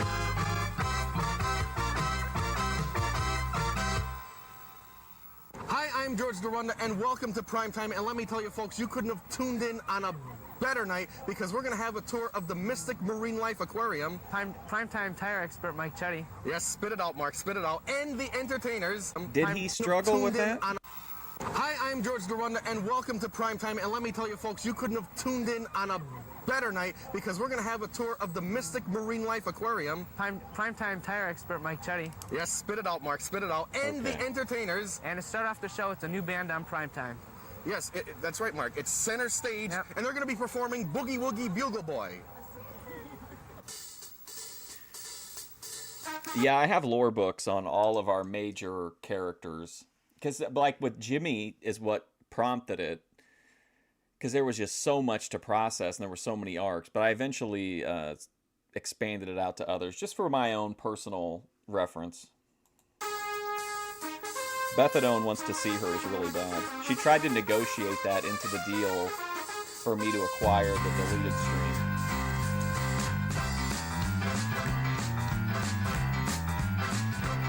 He was a famous trumpet man from my Chicago way.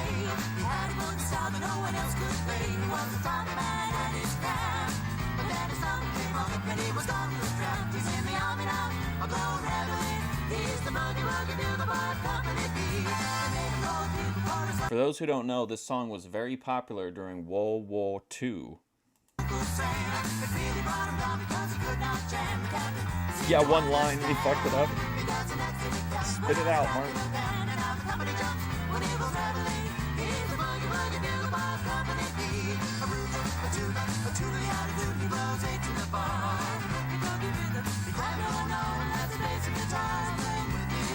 Man, what a fucking lineup.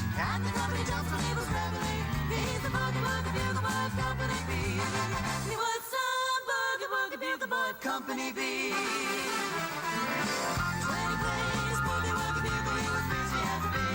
Faces made for radio and voices meant to be muted. You have to admit, though, you've got to give it to them. When they do, I don't know what the actual name of the song is. It's like Black Velvet or something like that. When they do that song, that's one of the best non-reflection music performances. It is so Kino.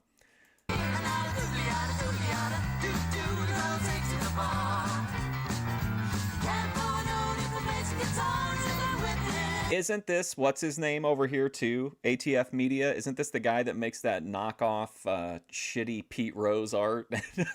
Stuff like that later on. Well, this was World War II.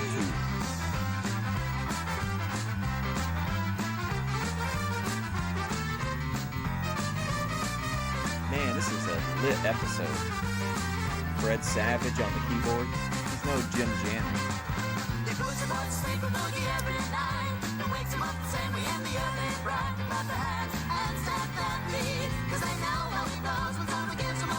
Are they the ones that do Love Shack? I wish we could just watch the remaining 80 episodes today. 81 episodes.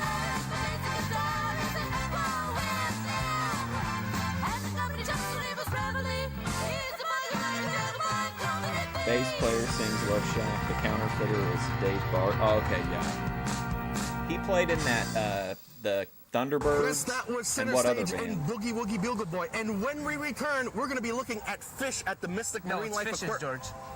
She's the Rhode Island Kelly Kapowski. Well, look, we're going to go to the Mystic Aquarium. We'll straighten this out later. It's fish, Mark. Fishes. Fish. I love the aquarium. I feel that's what Boit Watch Live feels like to me. We're just like walking around in the halls of a nice, elegant aquarium and looking in at these different fish. Baked soul level fish.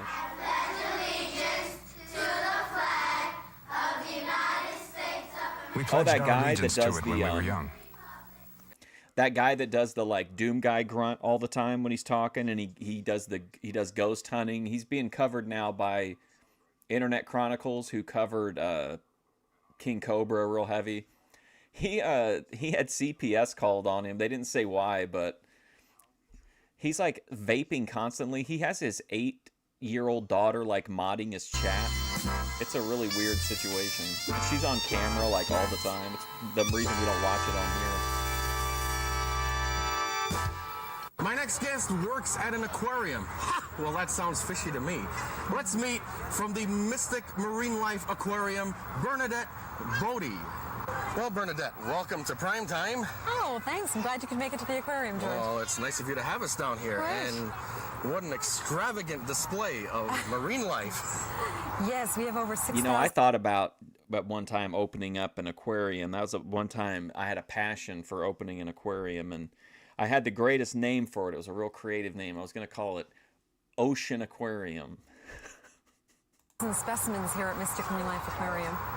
Well, I have my favorites, but what do people usually go for? What seems to be the favorite? It depends. Kids like things different than adults. I think some of the really young Look kids, at her they like the body fishes. language. They like She's the very... colorful fish. Are they fishes or are they friendly. fish? Do you know what it is? It's a tough distinction. If there's one type of fish, okay, one particular species, then it's fish. But if you're I think you might actually be right, ATF Media, unfortunately. If you guys ever watched the lives that I did, whenever I would go pretty much anywhere, people were always so willing to, like, talk and whatever, and I was just some, like, idiot with a camera. Like, being on an actual TV show, this probably is, like, the highlight of her career. we're talking about a number of different species, then it's fishes. So here it's fishes. We have fishes here, but maybe in an individual exhibit, they would be fish in one exhibit if they're all the same type. I'm glad we cleared that up. I think this comes back up again, too. Let's take it back and get the whole thing. Yes. But back... Fish in one exhibit. Okay, one particular... It's a tough distinction. They like the colorful fish. Are they fishes or are they fish? Do you know what it is? It's a tough distinction. If there's one type of fish, okay, one particular species, then it's fish. But if you're talking about a number of different species, then it's fishes. So here it's fishes. We have fishes here, but maybe in an individual exhibit, they would be fish in one exhibit if they're all the same type.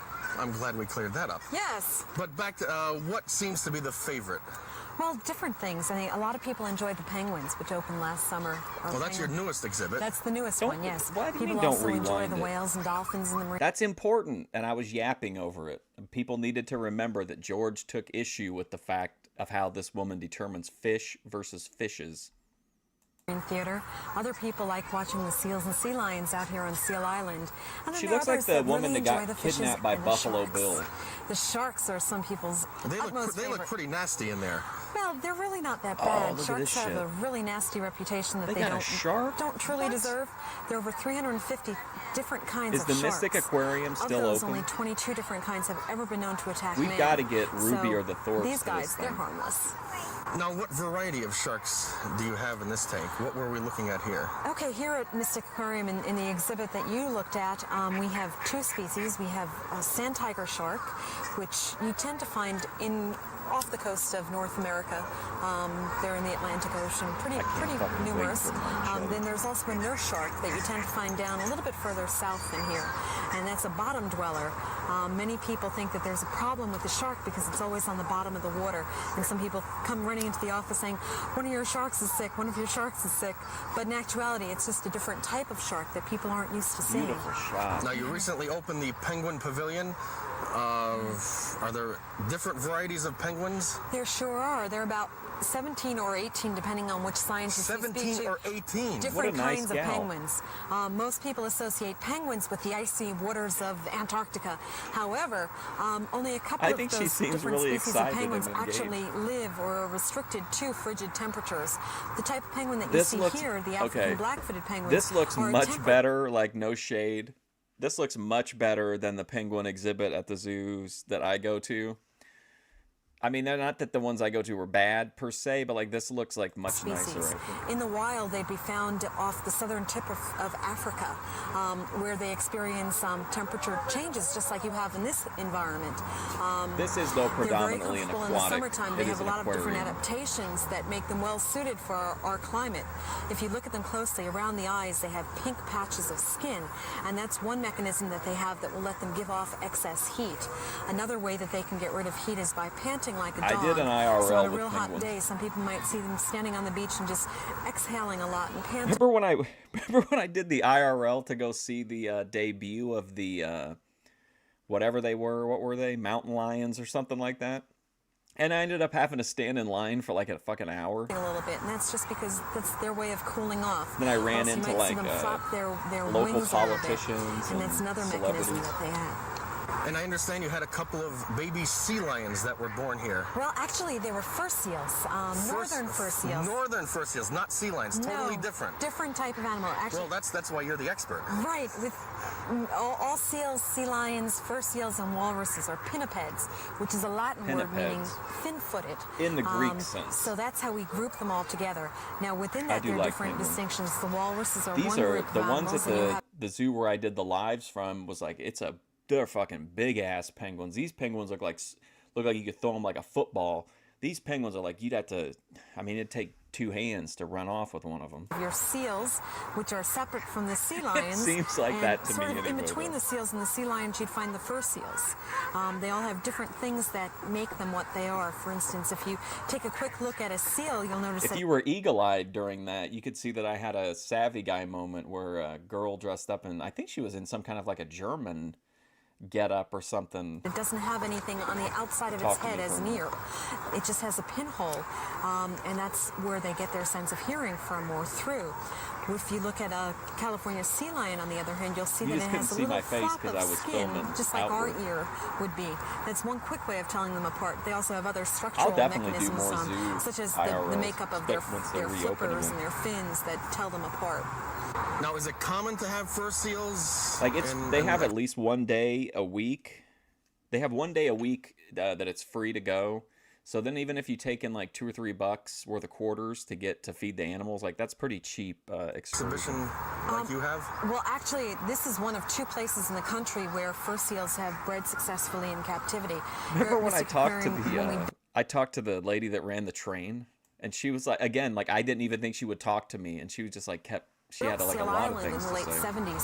One of our goals was to be able to establish an environment where this species And me and those would women actually watching the breed. turtles And fuck. we've been very successful with it. We've had quite a few offspring, especially this year and last year. We've had a number. So this year wasn't the first. Oh no. A couple of years after the exhibit opened, so in the early 80s, we started breeding the animals successfully. Now, in the Marine Theater, you Breeding, have dolphins huh? and whales. That's correct. And they seem to perform all these tricks. Well, actually, what we're trying to... You can actually teach dolphins and whales Yes, you to do can. things that they don't normally do. The Kabbalists Well, are actually, a using lot of what you're seeing are TSA things that they do, except we're developed focusing scanning, them on an object, bioscanning or technology we're trying to focus them so that they at make a seatbelt point. checkpoints For instance, when the to California sea lion find our climbs up most the steps, submissive and what breedable we're women. doing is we're showing how in the wild that animal would climb up a rocky cliff, for instance. Now, So whales they're all- breach themselves. Whales breach themselves in the wild, or here our dolphins breach our. She's our very beluga casual. whales don't. Very That's not something gentle. that they'd be inclined to do in the wild either. They often do the jumping breaches. That's something that's very common. So we've trained them to do that on command. Also, dolphins can jump high out of the water. They have very good accuracy, and by having them Imagine you come home from like a long day at work and you put your head down in her lap, and then she's just like, in her calm, gentle voice explaining to you the different type of dolphin and seal tricks, and then the intricacies between fish and fishes. a target ball or something like that. That's one way of sharing that information with our visitors, and it means that they'd be able to understand it and hopefully I like learn her something energy. from. She's very calm. And in addition to the specialty areas, you then have thousands.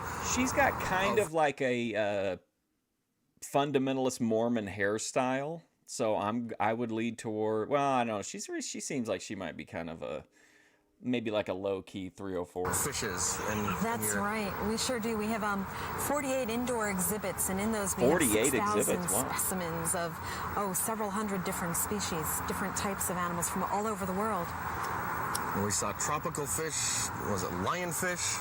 I think Yes, she's the great. I mean, lionfish she's is, got good They look camera pretty presence. vicious. She's No. Actually, into they're it. beautiful She's animals. They're engaging. so She's elegant looking, informative. except at the end Not of each of those awkward. tentacles is a poison duct, and if you touch those, even if our feeders or if our aquarists that take care of them daily, if they were to touch one of those spines, they'd get a pretty bad sting, and they'd have to go to the hospital and get treated for that. And we saw some seahorses. They're remarkable specimens. If you look closely at them, you'll notice that along their back, they have a dorsal fin that vibrates so many times per second. That's really quickly moving for such a small animal. They have an interesting way of feeding. What they do is they seek out and they catch little brine shrimp that swim by. They're known And as George, did you know that it's in fact the male seahorse that gets pregnant? He would shut the camera off. He would leave the entire... He would not hear that. He would be out of there. feeders. Whatever's in the area, they'd filter up and snatch up. Is there a technical reason why they're called seahorses? Probably just the shape of their head. They sort of just resemble a horse. horse. Exactly. Now, you don't just have fur seals, you have a couple of other varieties on Seal Island. That's right. Seal Island is Oh, made man, up. It's a imagine being 2.5 on acre Seal outdoor Island. complex that has 3 different habitats. Being The first on exhibit that visitors see is the New England Coastline exhibit, and in there you can see She really harbor is. I really seals like and her. I gray think she's seals. a very calming This week, presence. I'm not sure how much longer it's going to Gentle, be there for, but we feminine have a stranded energy. harp seal. It's a very unusual animal. It's stranded on a beach in Rhode I don't know. Island. She seems... a I'm little over a reading year like ago if I as a would, young if I pup. were... And right now we're If I were in a social scenario with this woman, I feel like she reads like she parties, like that she's business up front and then behind closed doors likes to get wild. waiting for authorization from the federal government to ship it overseas up to Nova Scotia, where there's a facility that's holding a What are colony you of the at, species. This animal wouldn't be a good candidate Are you for a return marine to the biologist wild now, Kim? because it has it was born There's with no some oceans congenital in the birth defects. hills It doesn't of have any of eyes, so Honduras. it wouldn't do well on its own. It really needs people to take care of it. The second exhibit is the Pribilof Island exhibit, where you've got to look at the northern fur seals. And in there we have some new seal pups, some fur seal pups that were born, within the last month and a half, 2 months. That's a fun exhibit to watch. I wish someone would come up and tell Then her the that the final shark is exhibit sick. is the California Coast exhibit. And there you'll see the California sea lions, and we also have a northern elephant We like to seal call that it, lives in we that like to be exhibit. mindful of He's the hiding algorithm. these We like days. to He's call it just a about clown finished with his pocket. annual molt, which is when he sheds his entire skin. His entire, kind of like a snake. Yes, exactly. However, Hank is over 2,500 pounds. He's one of the largest animals you'll see here at the Excuse me? aquarium. If you get to see him, he tends to hide a lot. He was hiding when we went by. He was. He has an interesting story, though. He had stranded as a pup in California. He was stranded on a beach out there, and Man, I he think these seals couldn't be are returned just to the wild, or they real didn't feel it was in neat his little best guys. interest to. So they found a home for him here at the aquarium. They're And I really understand funny. we were here on a pretty important day. Yes, It would be on great Monday just to morning see, this like, week like we a received 1,000 word of them that just, there like, was an running Atlantic together down bottlenose dolphin that had stranded on a beach like in the New middle of Jersey. Manhattan. Now, this dolphin is the same species that we have here in our Marine Theater, so our staff has had a lot of experience taking care of them, and they know a lot about this type See, of look at her animal. body We're language. She's members like of the very Northeast free, Regional very Stranding open. Network, and as such, we're responsible to take care of any stranded marine mammals that strand Kind on of the little bit of Connecticut little Rhode bit of Island tomboy coastline. Now, this vibe. animal that's stranded in New Jersey, Jimmy would down not there, they didn't have appreciate any that. place to hold the animal. So National Marine Fisheries Service contacted us and asked if we had a pool that would be available to Remember take this when guy the dolphin in. And we raped did. Hank Hill? You came to the rescue. Yes. They don't tell you Mystic about Aquarium is that. dedicated to education and research, and part of that is studying stranded marine mammals and trying to learn as much about different forms of marine life. Why do they strand themselves? There are a number of different reasons why. This was an individual. This animal is obviously sick, but there are other instances where there are mass strandings, where you have anywhere from a dozen to hundreds of animals that strand themselves simultaneously along a Pittsburgh, stretch of beach. Those are the real mysteries. We don't Home know of why. downtown Sometimes Bruno. some scientists suggest that maybe one animal is sick and he's sort of the leader and leads the rest up on the beach.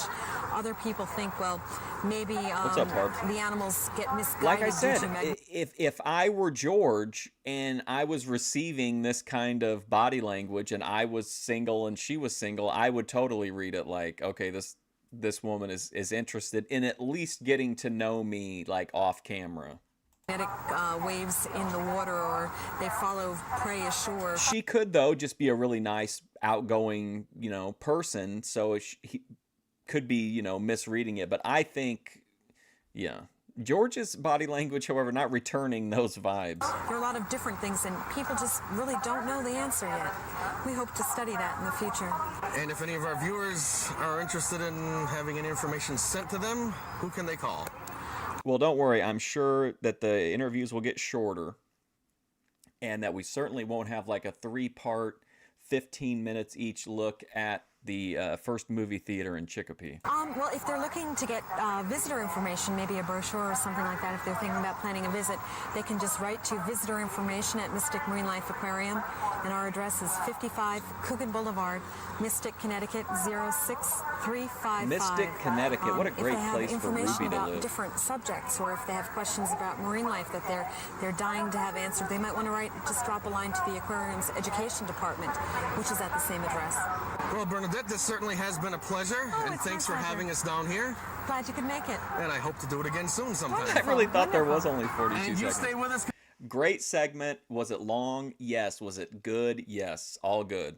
Plus, you got that bonus of like a female with gentle energy yapping on and on to an oblivious male. We'll be back with more prime time right after this.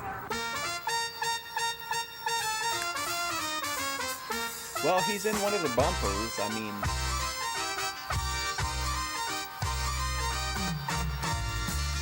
what about Mystic Pizza? Charles Bronson isn't happy. Sure takes guts Flicking, to you think vandalize she was parks and beat up on promoting, or trees. not promoting? But that's what some jerks are doing to our public lands. Almost Only said the you land think she can't was fight palming back. it. But we can. What does We that can even save our mean? lands, you and me. Let's face it. Someone Hey, who listen, gives us pal. kicks, punching out flowers. You want to chase Ruby Spacek all over New Haven? Shouldn't be too much of a match for us. Write Take Pride in America. Post Office Box 1339, Jessup, Maryland 20794. We're not even 2 hours and I'm going to be out of my mind. What's this guy's deal? Hey, hold on. This is the guy, remember? Later on in the show, he's in a commercial where he's smoking a cigar in a movie theater and that kid sprays him down with the fire extinguisher. My next guest has been with us before here in Prime Time. Let's He go. is kind of our Prime Time tire expert. He is Mike Chuddy. Well, Mike, welcome back to Prime Time. Glad to have you back here. Yeah, and what are we going to tell the folks about this time? Well, today we're going to talk about proper air pressure in your tires, and we're going to talk about tire rotation. Mm-hmm. Two things that really make a big difference in how long your tires last. So that couple of pounds of air makes a big difference. Oh, it makes a huge difference. Car manufacturers in their little books give you an air pressure that is supposed to be right for your car. Usually it's lower than the real tire pressure. The tires almost look flat. Usually Look at Mike Chuddy. He that really tickled him. it is a lot lower than what you ought to have in the tire. The car manufacturers are interested in you getting a nice smooth ride from their car. You spent big bucks on this car and you want it to ride good, or they want it to ride good. So they generally call for an air pressure in your tire that is a little bit lower than it ought to be to get the best wear.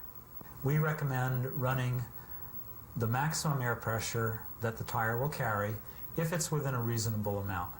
Most tires give the best wear at about 30. Well, I mean, Mike Chuddy is in his element here. No one in the Chicopee area knows tires better than this guy. To 35 pounds of pressure.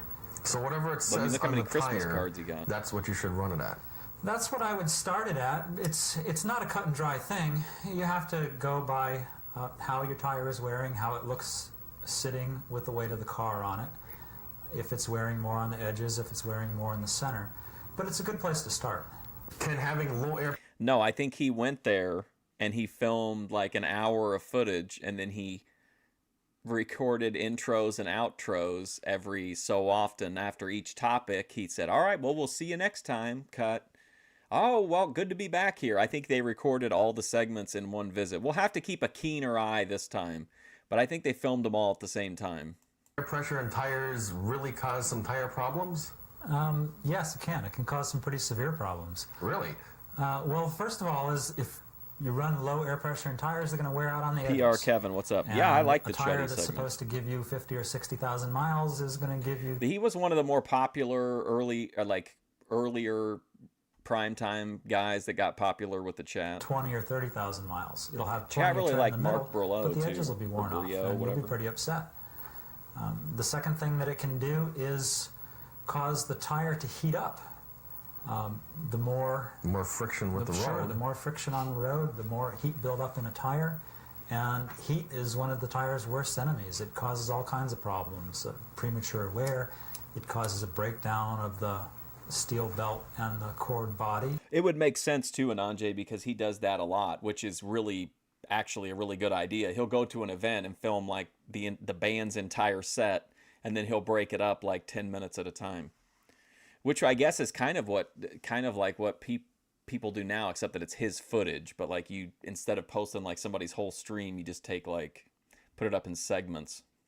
The third thing to get that around the low rules. air pressure will do is give you poor gas mileage. If your car is supposed to get 30 miles to a gallon and you're running low air pressure, you might only be getting 25 or 27 miles to a gallon.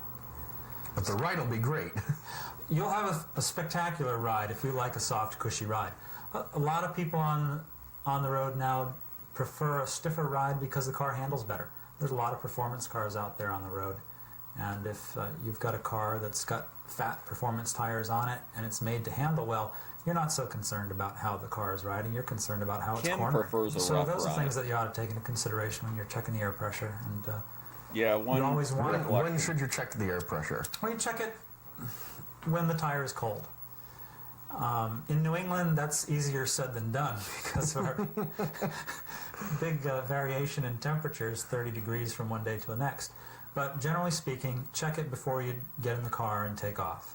So when the tire heats up, it will actually exceed its maximum rating. Yes, if you're driving your car with an air pressure of 35 pounds per square inch, and that's the maximum air pressure recommended for that tire, when the tire heats up after 10 miles of driving, you may have 37 or 40 pounds in the tire. But that's okay, because the recommended air pressure of 35 is for when the tire is cold. So don't start checking your tires when they're hot and then letting all this air out of your tires. No, because you'll be running drastically underinflated tires. How about... Look at Mike Chuddy. It took everything he could just not to be like, well, listen, George, no one can be that stupid to take your tire pressure while your tires are warm. Tire rotation. Now, I remember in the old days, radials, they used to say just run them front Oh, here we go. The tire rotation segment, everybody. to back and don't cross them, and now they say you can cross them. Yeah. What's the story here? A lot of people are confused here, and some tire dealers are still confused about this. When radial tires first came out, most tire companies were saying keep them on the same side of the car. Supposedly the tire I bet there's a took box of set them in against the tire somebody's cord, garage or something. and if you got it going in the opposite direction, the tire would break apart. About 5 years ago, the tire companies changed their mind and said you can now crisscross tires. Most tire companies claim it's because they're using a better chemical to bond the steel belt to the polyester cord, and for that reason, it doesn't make any difference when you crisscross them. Coincidentally, they came out with this cross-rotation pattern when they started to notice problems with tires wearing on the rear of front-wheel drive cars. The early 80s was a time when a lot of the car manufacturers were getting into front-wheel drive cars and starting to notice some odd wear problems on the back of the car. And it was a little bit of a cupping. They found that the only way they could get rid of it was by getting that tire off the back onto the front, but get it going in the opposite direction. So when you go in to have your tires rotated, hopefully on a regular basis, every 7 to 10,000 miles, the tire dealer will take your tires and switch them from one side of the car to the other. As an aside, there's a tire company who will remain nameless that I used to deal with. I wonder why. We had sold their tires for a while, and every once in a while we would get a tire back with a problem, a broken belt or a twisted belt, and we'd send it back to the company, and they would say, oh no, we can't adjust that for you because the tire was rotated from one side of the car to the other, and it got going in the opposite direction, and that broke the belt.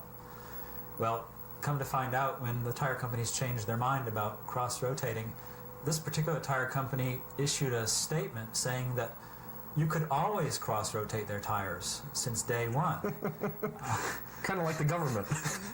Yeah, and if you were new to the business and didn't remember the problems that you'd had way back when they were telling you that it was Kim, from what are cross you rotation, talking you about? probably would go along with it. But I don't, and I don't sell the tires anymore either. Well, Mike, that's certainly been interesting. Thanks again. Well, you got to give him that. He ran into some problems. He didn't care for it. He said, "You're out of here." You wonder how Chuddy felt about the Firestone disaster of the early 2000s? Oh, man, that'd be interesting. There was a big, I could do a, well, I don't know. I'll have to see if it's still over there, if they tore it down. But I could, there was a huge Firestone plant And around here. I think we'll have to have But you back. We're like out you of said, time closed once a long again. time We'll keep ago. running late on these programs. Well, it's good to see you, George, and next time you need your tires rotated, come on in. I think I will. Thanks again, Mike. Hey, we'll be back with more prime time after this. Stay with us. Man, another great Chuddy segment. Did you ever hear the story of Dr. Jekyll and Mr. Hyde? Oh, boy. There was this fellow who experimented I by gotta grab a taking drink. dangerous I'll be right back. chemicals into his system. His perilous venture caused him to change into something horrible and frightening. He became a creature even his own mother couldn't recognize. Don't wait until a Dr. Jekyll and Mr. Hyde shows up in your house. Get help now from the people at Habilitat, a place of change.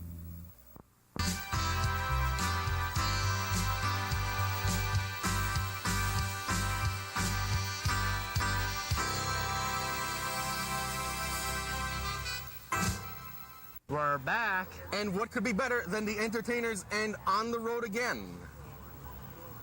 On the road again. Why just can't wait to get on the road again? Because my love is making music with my friends. Why can't wait to get on the road again? On the road again. Well, I'm going places that I've never been. And seeing things that I may never see again. Why can't wait to get on the road again? On the road again. Like a band of gypsies, we go down the highway. We're the best of friends. Who insist that they'll keep turning our way. When our way is on the road again. Why just can't wait to get on the road again? Oh, shoot. Because my love is making music with my friends. Why can't wait to get on the road again? If you really like this, just hang tight. In about 3 or 4 months, we're going to hear another version of it from the entertainers. What's up, Backwoods?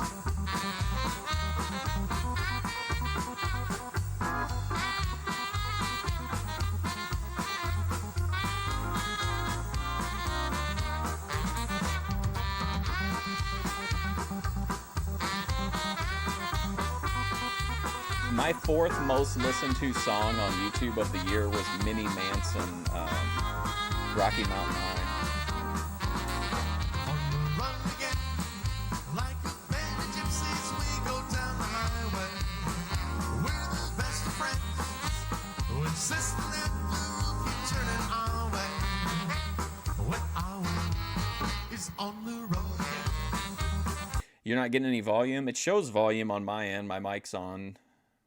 And the show showing volume in OBS. Get on the road again. Because my love is making music with my friends. Why can't wait to get That hair, man, epic. No, baby, I can't wait to get on the road again. No, baby, I can't wait to get on the road again. Looks like bro just glued a stack of ramen to his head.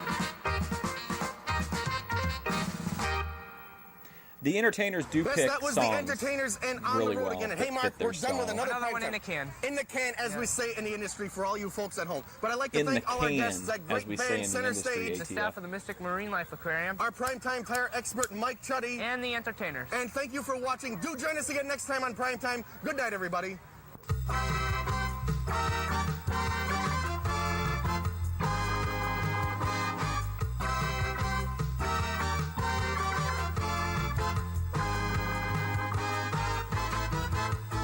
Yeah, I'm not sure. It's showing like...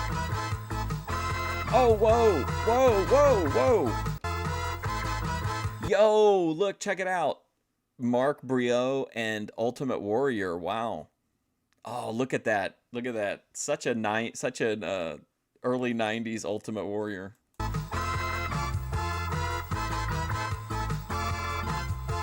Got the Zubaz fanny pack. Weightlifting sweatshirt.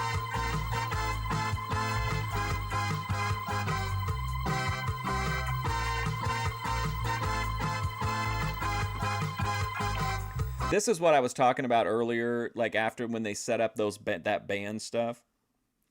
I bet this is probably footage from that event or a similar event.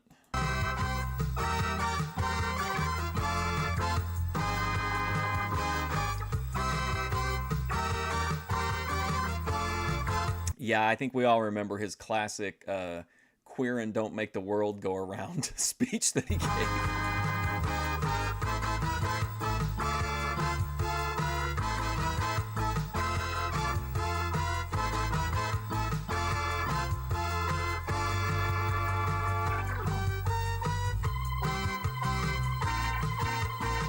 Mystic Aquarium.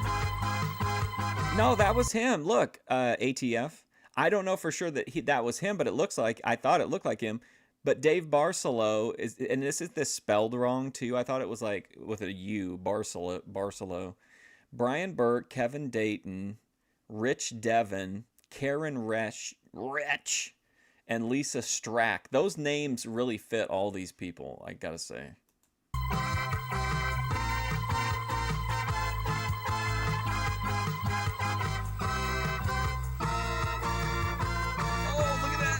Bonus Chuddy footage. You know who else does Mike Chuddy-esque content legit is Savvy Guy.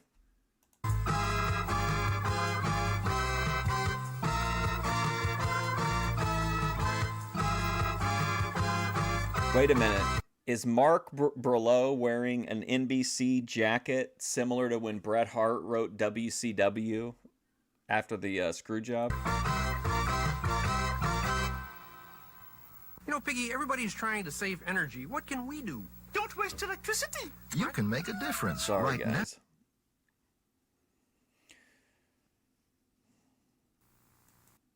EFO, amazing. Fries, okay. Sissio, and the Entertainers. What's Sissio? What is that? Destrucity, yeah. He was not the bass player, though. Well, those would be the two bands then, at least, right? Would be Center Stage and the Fabulous Thunderbirds, although George refuses to call them the Fabulous Thunderbirds. That was the Thunderbirds. He's so nice to him, though, during those grifter segments. Hi, I'm George Dorunda. You know, we've got some big news about today's show. The Museum of Broadcasting has just phoned. They'd like a copy of today's show. Oh, shit. Remember he interviews that one guy right in front of the tank, remember? Big deal, George. Has just phoned. Hi, I'm George Dorunda. You know, we've got some big news about today's show. The Museum of Broadcasting has just phoned. They'd like a copy of today's show. Big deal, George.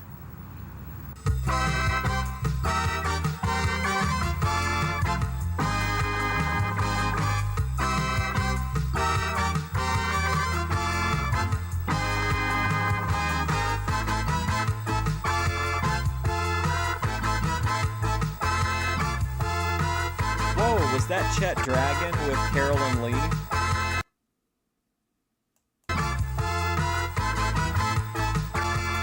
They're trying to steal your energy? I got a video for you to watch, Kim. This is exactly the kind of crazy bullshit you like to talk about. I'll put it in the chat for you. It's called Streamers Are Harvesting Your Energy.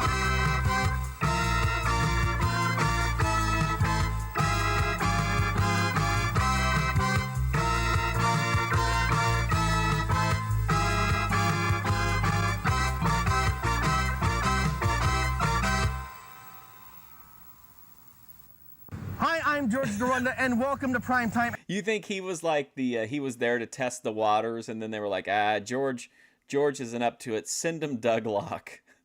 And let me tell you, what a show we've pasted together for you this time on Primetime, because coming up on the big show, we have Amy Lou Porter of the Springfield Symphony Youth Orchestra. The entertainers.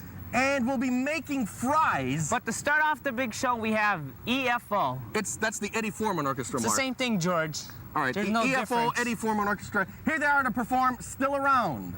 This is really what set off the primetime psychosis, I think, originally. It was just being lulled into these long segments and then hit with this, like, I don't know, I guess it's manufactured drama, but I mean, he does get kicked off the show and never comes back. But like, I think that the rift between George and Mark, I think, is what really got the psychosis kicked off.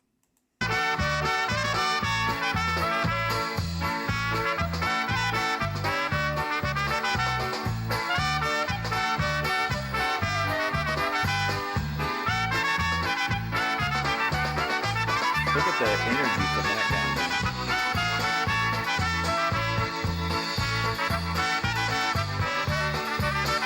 These polka segments are so good. They're great energy, I came here looking for something that I couldn't find anywhere else. Hey, I'm not trying to be nobody. I just want a chance to be myself. I spent a lot of time playing. Yes, I've been working on my keys, trying to find me something better. Polka music's what I need. Look how happy he is. Hey, you don't know if you don't like me. This tune will tell you how I feel. Then you can sit around Here's the and real, judge this me. guy, he'll come to life. We're still around and we're for real. A great example of George's long-term storytelling.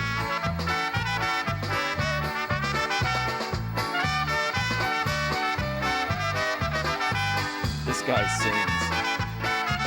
Look at this drummer.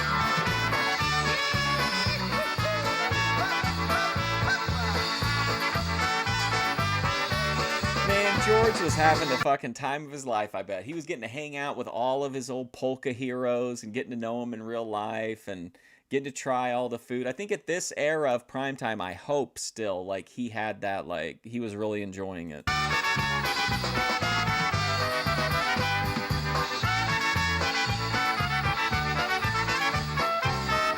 spent some time down in New Jersey and cruised the islands day by day. From Detroit back to New England, my hometown is where I'll stay. And it's been over 20 years now. Very aggressive. I've seen them come, I've seen them go, but I'm still here with my heart playing, giving you everything I know. Hey, you don't know if you don't like me. The Rougeau brothers. This tune will tell you how I feel. This is fun. Then you can sit around and judge me. We're still around and we're for real. EFB. Please, EFB. $306. Please. Buddy, let's go into the new year with a clean slate and a fresh mind and a fresh start. You know, let's get that $306 back in there. Talk to American Dream, maybe have him help out since it was his fault. But $306, please. EFB.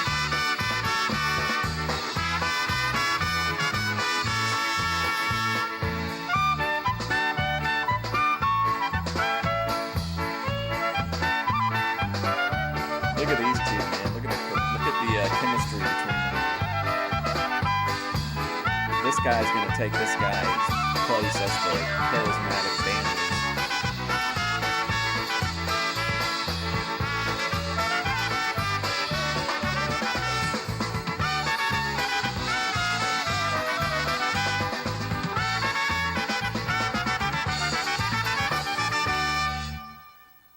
Well, that was EFO and still around. But hey, hold on to something, because when we come back, we're gonna be making fries. Hey, stick around.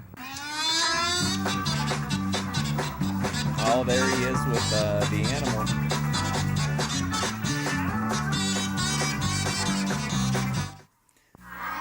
And listen, EFD, no one will view it like you're taking a loss, brother, because it's not a loss. You're just settling the account. That's it.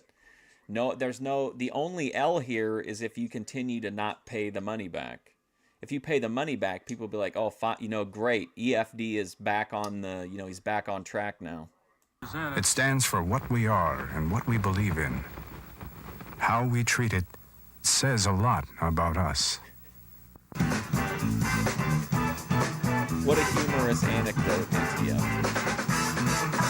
Yes, my next guests are hams in the fry business. At least that's what they told me. We're here at Jack's Fries over here at the Big E. By the way, where is Jack? I don't know. I think he's resting this afternoon. Jack is resting this afternoon. Yeah, he's very busy, you know. Now, what are the top secrets? Well, what's special about your fries? Well, we use natural potatoes, for one thing. I can see that. All natural potatoes. Natural potatoes. And you don't fry them in grease? No, sir. We use vegetable oil, non-cholesterol. Is that cholesterol free? Yes, sir. That means there's no charge for the cholesterol either. Let's go. Well, there's none in it. So we're not giving. That's why there's no charge. Yeah, right. Temperature is important. How you cook them and keeping your they oil go through clean. 2 stages of cooking? Yeah. Why has this guy got to bang that around? First you wash your potatoes, correct? Oh yeah. Yeah, they get washed, then they get sliced, and we slice them with the skins on. Yeah, we slice them right to the trash. These are real man's potatoes, not like those wimpy curly Q potatoes that you find at some of these other stands. These are real man's potatoes. Real potatoes. If you're keeping a Dorunda lore journal and you missed that the first watch through, George has a dislike for what he views as effeminate curly fries. They get blanched in the first fryer-laters, not the first two fryer-laters. And then we bring them up we and don't brown fuck them over around here. with the curly cheese. You know what I'm saying, George? Crispy. Plain. They're not mushy. So that's the secret to a good fry. Crispy on the outside, not mushy on the inside. Well, yeah, body on the inside, crispy on the outside. That's what most people like them. And how many pounds of potatoes do you think you'll be going through in the next? That I couldn't tell you. At the end of a busy night. I really don't know for sure, but it's sure a lot of them pass in front of me. Yeah. You have no idea. Would it be like my weight in potatoes in a day? Your weight in potatoes in a day. Yeah, maybe. Now over here at Jack's, you also have something special. It's cheese on fries. Yeah, exactly. Tammy, you want to show them the cheese? Well, who came up with that idea? Actually, it's really big down south. I Supposedly think they George say would cheese. probably be open to the crinkle cut because he would associate that with, like, old traditional values. It's, very popular down south. And it's been a great seller up here. I'm from Buffalo, and there's a few restaurants from Buffalo that have it. And it's the first year I've ever seen cheese on fries. But a lot of people seem to have tried it before, and come to us specifically. But it's nothing really new. For us it is. For you it George running these poor people down. They're just trying to make a buck. He's like, what's so special about these fries? is, but they've had it for down a lot south of people. before. Mm-hmm. Yeah, for a lot It's of new people. for me, that's for sure. But you like it, don't you? Well, we're going to find out, aren't we? Yes, we will. Yeah. Will he actually say if he likes them or not? Let's have it right now. I'm going to give it a few seconds. You don't have to put it in the chat, but just keep a record. If you think he's going to actually say what he thinks about something that he eats or not. I genuinely can't remember. Yes, we will. Some with cheese. Okay, now these are with cheese. Mm-hmm. And it's melted, mild cheddar cheese. Mm-hmm. Can you hold that? Sure. We need 2 hands for fries. And a couple extra napkins. So good. Without anchovies. Without anchovies. And I understand Tammy. It seems to me like he completely avoided it. He did say, but I'm going to say that's a no. And I feel like I don't remember offhand him ever saying what he thought about something except to the pizza guy, who made him like the 37 different pizzas, and he shit on all of them? Well, she was almost a celebrity. Yeah, she was. Just the other day here at the fair. Yeah, yesterday. Quit clanging that fucking thing. He saw somebody drop a $100 bill outside, went out and picked it up, came back in and said, look what I found. And a couple minutes later, this old gentleman walked back up looking for it. And everybody outside of it, you know how people are.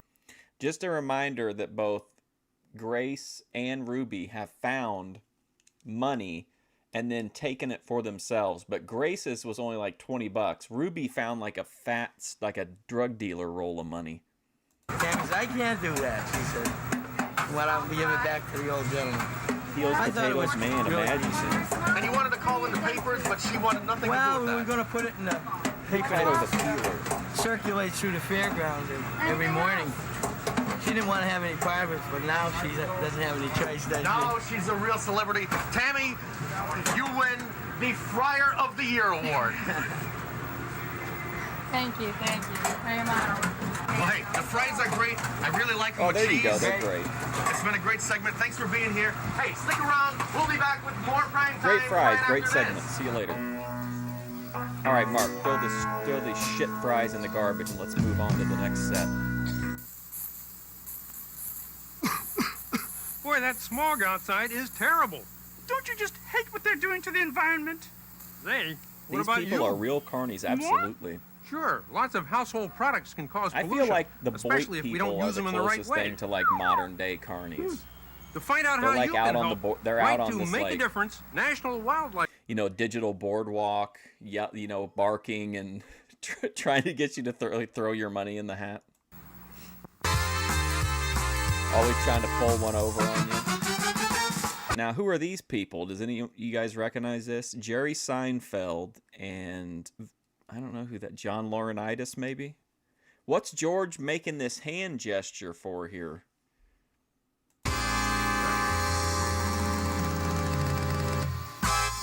Welcome back to Prime Time. Hey, music is her business. Well, that sounds like a record title. But she's going to tell us about her business with the Springfield Youth Orchestras. She's Amy Lou Porter. Well, Amy Lou, welcome to Prime Time. Oh man, this looks like an Adult Swim like Halloween special or something. This is a really weird vibe. This group we have assembled. What exactly is the Western Mass Youth Orchestra? Yeah, $400. Well, our Western Massachusetts Youth Orchestra really consists of two. I did ask her to at the time. No one can claim me to be biased on the issue. I asked her if she thought it was right of her to keep that money when she really crucified Grace, who was like essentially poverty-stricken, for keeping a $20 bill. Orchestras. We have our Young People's Philharmonia, which is a string ensemble that has students who are in 5th grade all the way up through 10th grade in high school who play violin, viola, cello, and double bass. We also have our Young People's Symphony, of which these students are all from. And our Young People's Symphony is actually a full orchestra. We have close to 50 members, and we have all the string players, plus winds, brass, and percussion in that orchestra. Now these groups branch out into smaller organizations? Right. We, in the Young People's Symphony in January, started a program that's called Ensembles for Hire.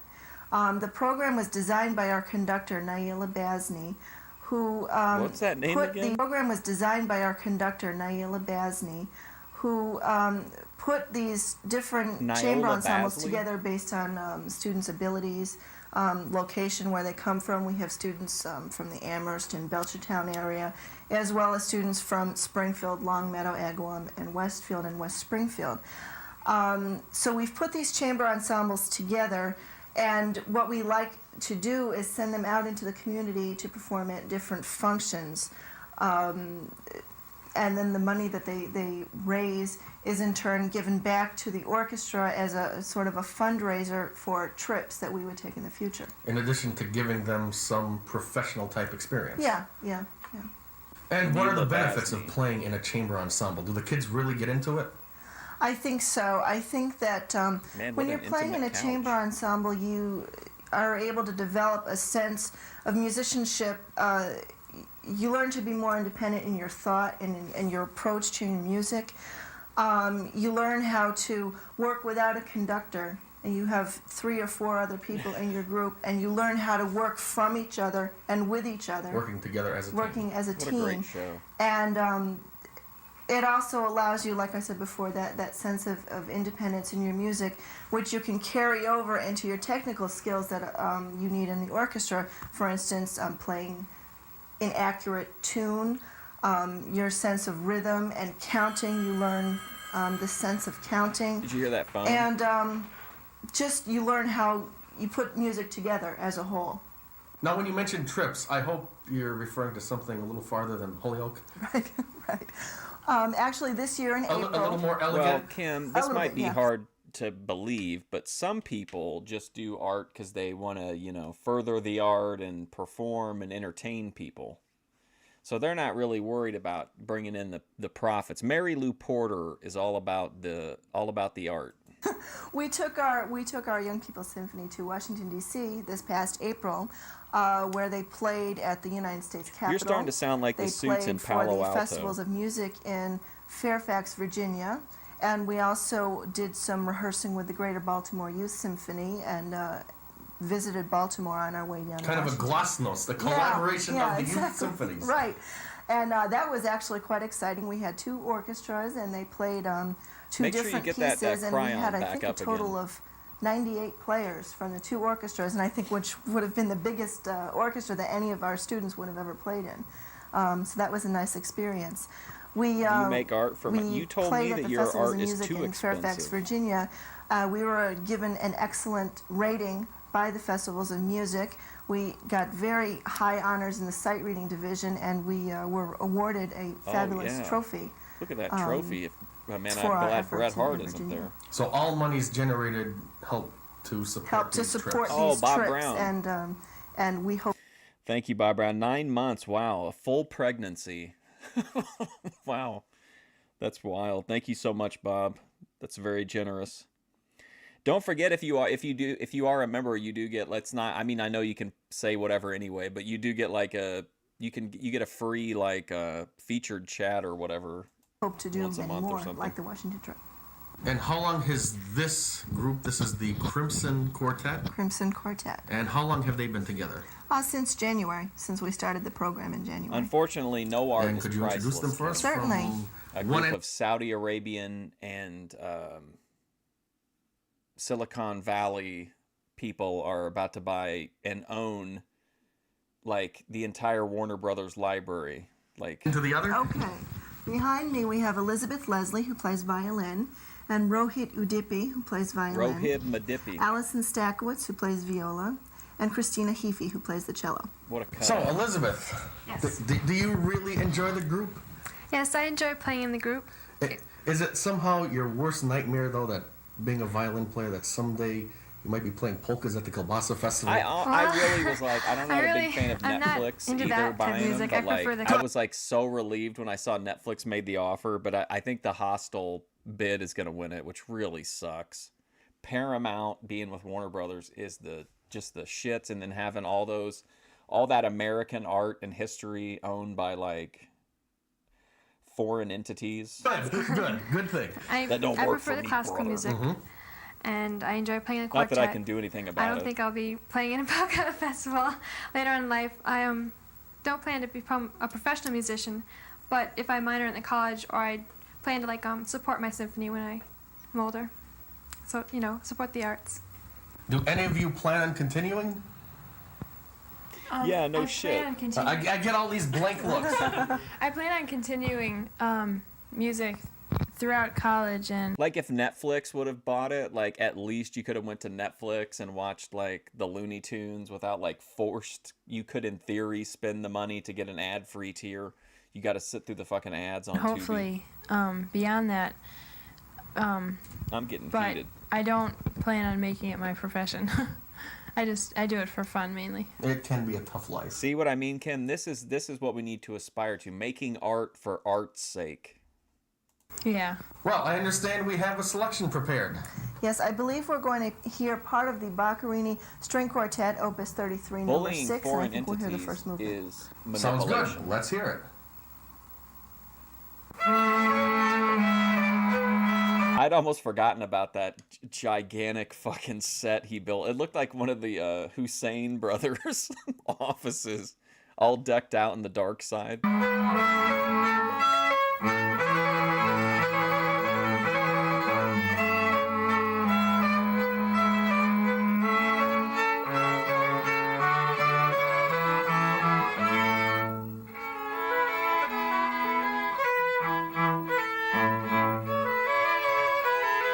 Rahib turning it up.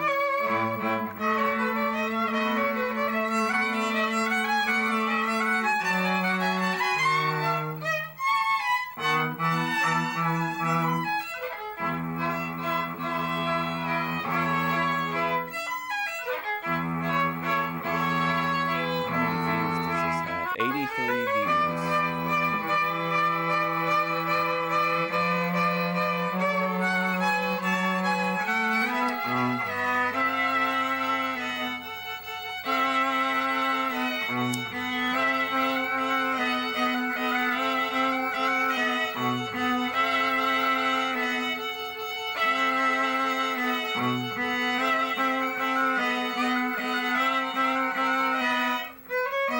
Classically awful? This is George's house, bro.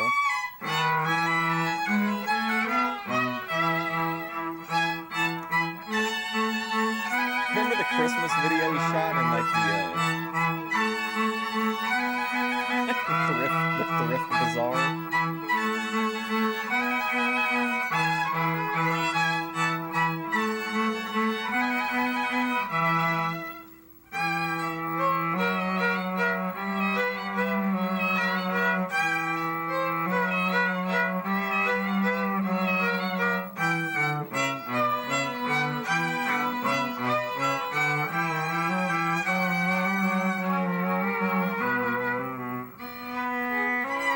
I'm imagining like a Shaw Brothers big fancy martial arts fight set to this.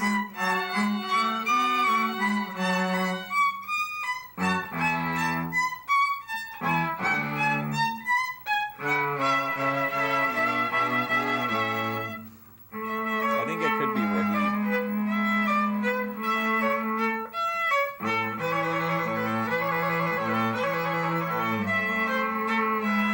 Oh yeah, trading places.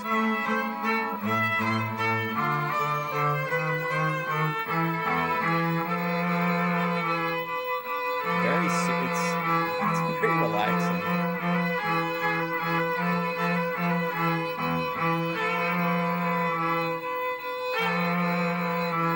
It's just a brief window into a world that doesn't exist anymore.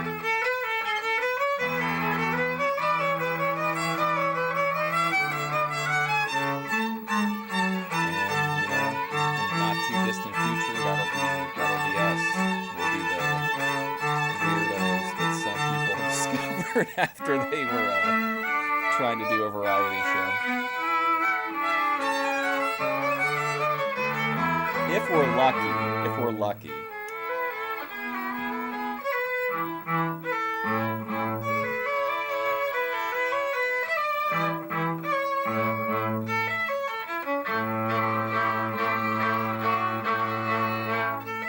Like,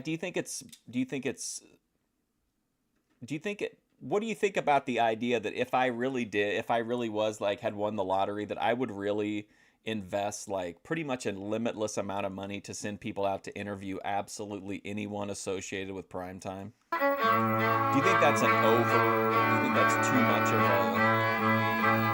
fixation? I would even send people to talk to find the people from the Kielbasa video, the Kielbasa Festival. What's up, Cosa Nostra?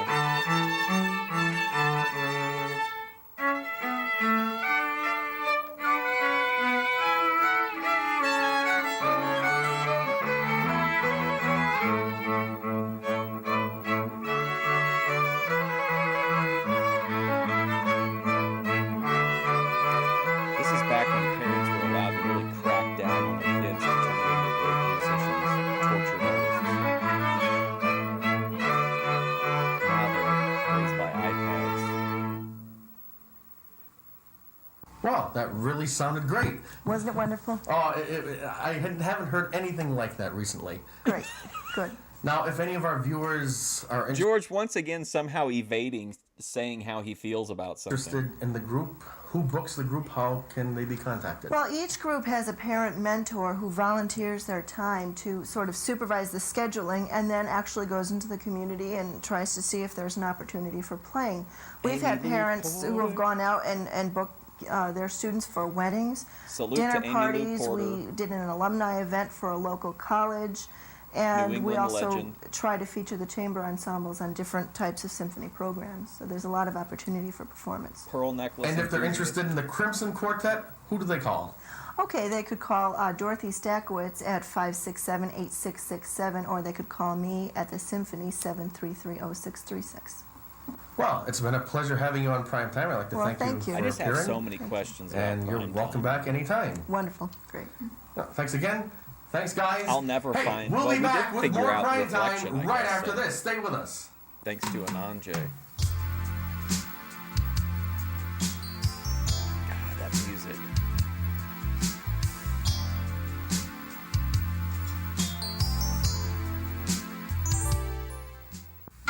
Charles Bronson isn't happy. Sure takes guts to vandalize parks or beat up on trees. But that's what some jerks are doing to our public lands. Only the land This is the can't energy fight back. methadone comes into But we play. can. We can save our lands, you and me. Let's face it, someone who gets his kicks punching out flowers shouldn't be too much of a match for us. Write Take Pride in America. Post Office Box Was that 1339, an Jessup, open call Maryland, to violence? 20794. Oh, there's Carl Sittard. Okay, we're back now. We are? Oh, okay. Here are the entertainers and Teach Me Tonight.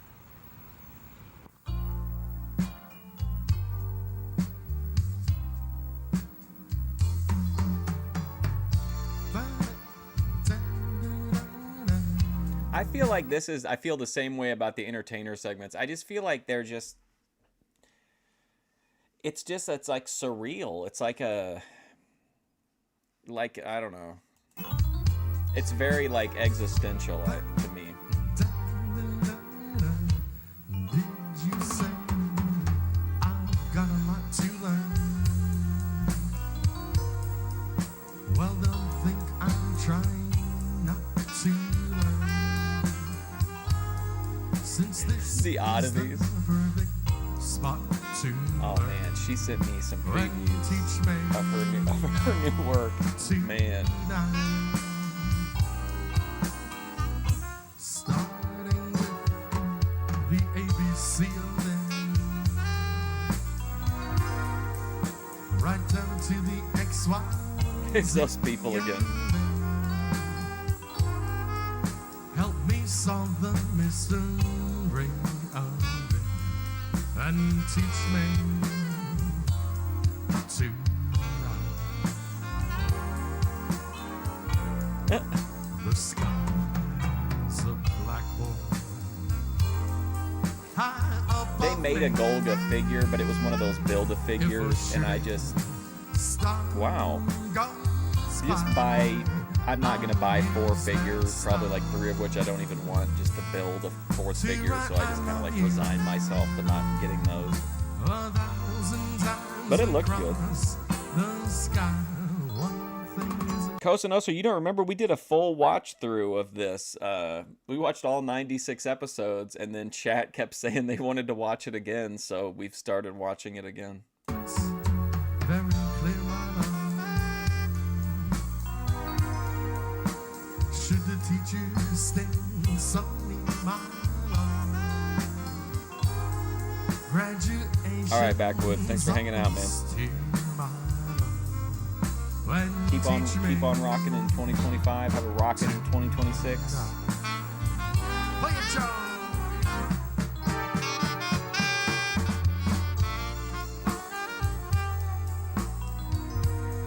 I just feel like this is the vibe of your last few minutes or seconds before you go over the waterfall. I just feel like it'd be like this vibe, you know. Just kind of like thinking yeah, this is so mellow. Lights out. Fuck you, George South. You're a liar.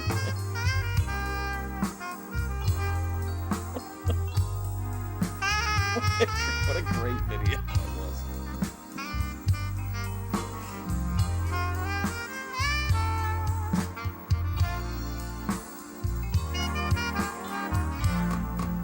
The sky is a black hole. You're really afraid of dying? Yeah. If a shooting Me too, so's Jedi Rich. goes by, I'll use that star. Oh, by the way, I don't know if you guys know this or not, but Jedi Rich's new catchphrase that he's using during this Business Rich arc is, do you want to be rich or do you want to be Jedi Rich? Which I think is pretty catchy. I like it. 1,000 times across the sky. One thing isn't very clear, my mind. Should the teacher stand so near my life? Congratulations, my life. Congratulations. Was that the principal from Boy Meets World? When teach me tonight.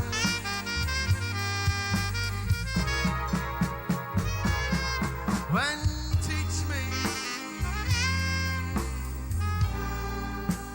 tonight.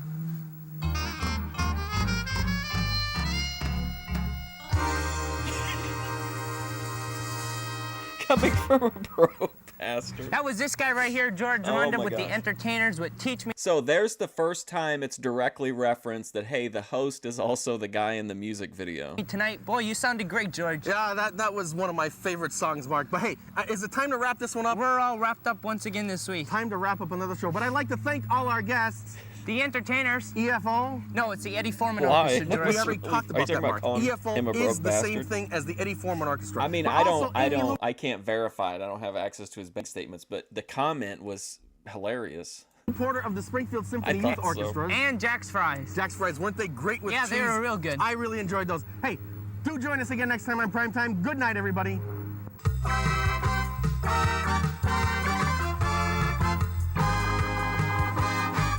I know I said last year I was going to try to do it, and I ended up not doing it. But I'm gonna commit. I'm going to make.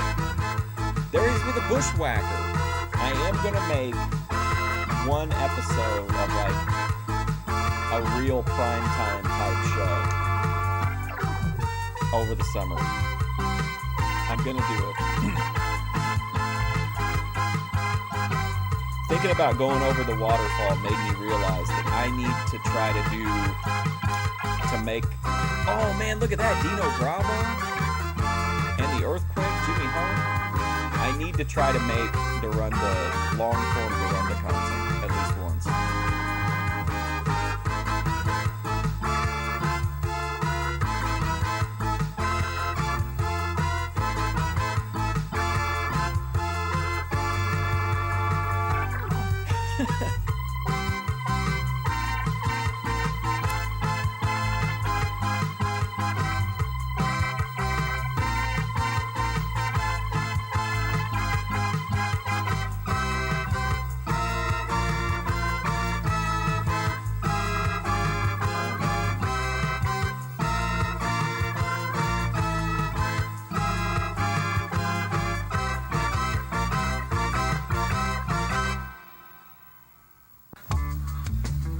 Oh man.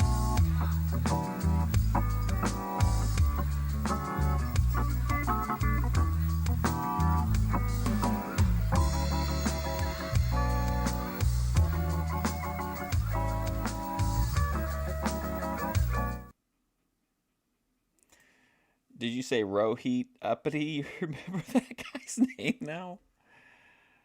All right, let's watch one more, but we have to skip the PSAs because I'm real tight on time, but I want to watch one more.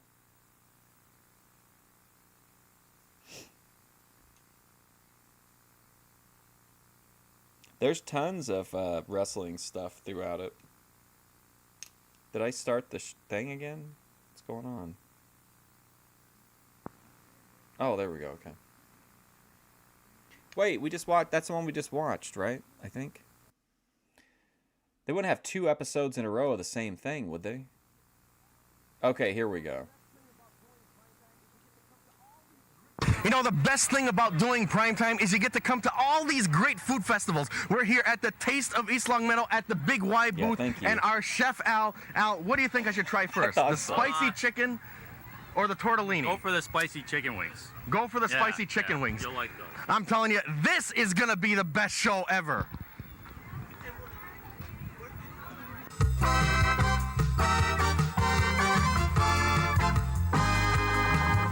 Featuring Carl Satari,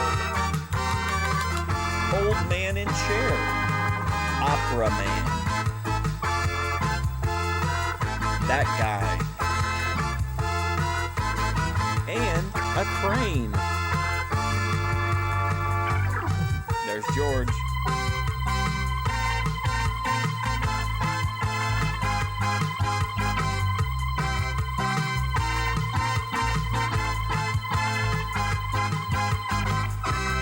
That was a nice callback. Remember we saw the dog thing?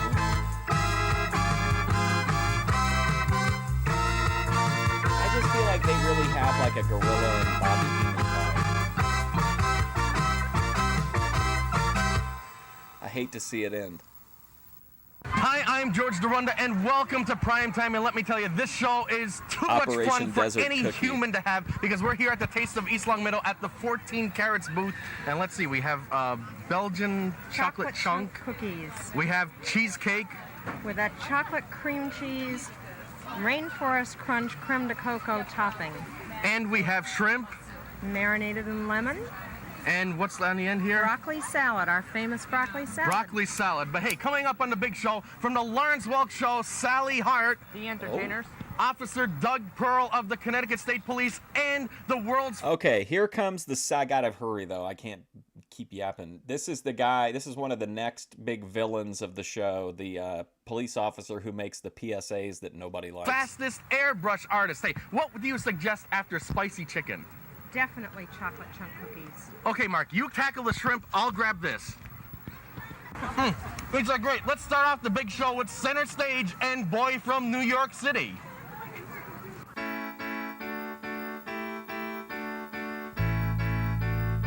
Fuck yeah, let's go.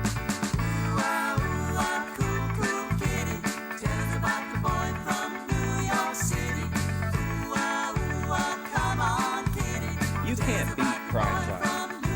When primetime was on, forget about it.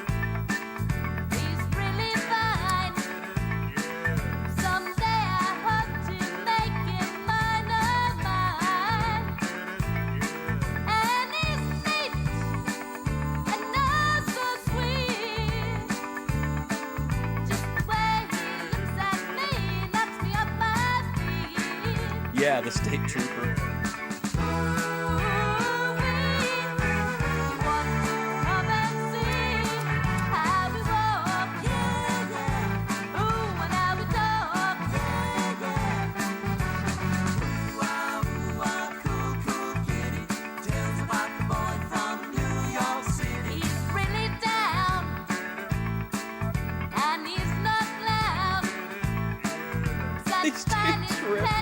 Center Stage, hell yeah.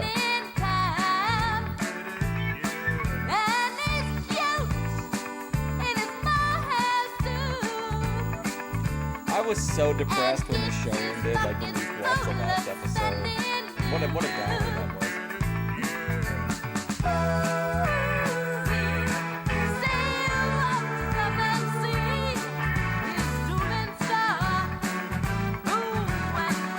They remind you of nobodies that come to the bar to sing karaoke and they actually rock the house. Actually try to rock the house.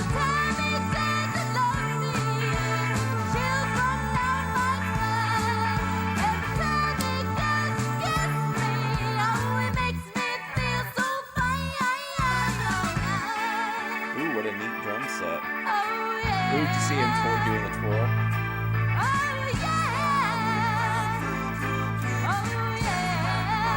Immigrant Song?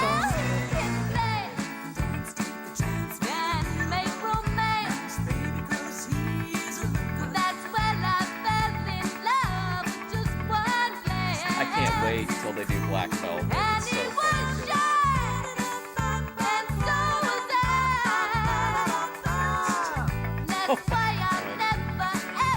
Tom Pritchard.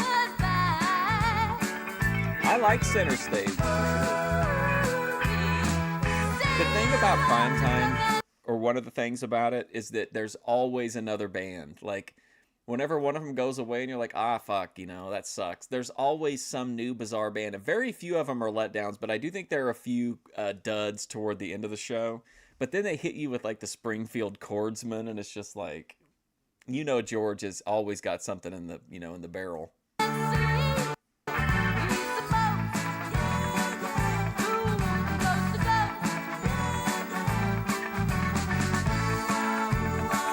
Kosa Nostra, you should have been here for like the 22-minute interview with the Optus.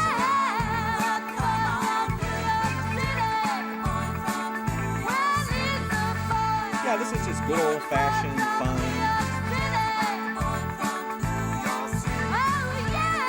Enjoy yourself at a wedding reception or a, over 60s birthday party. Yes, that was Center Stage and Boy from New York City, and we're here at the Big Taste of East Long Meadow at the Bluebird Blues Acres Brothers booth. are bad. Tell me.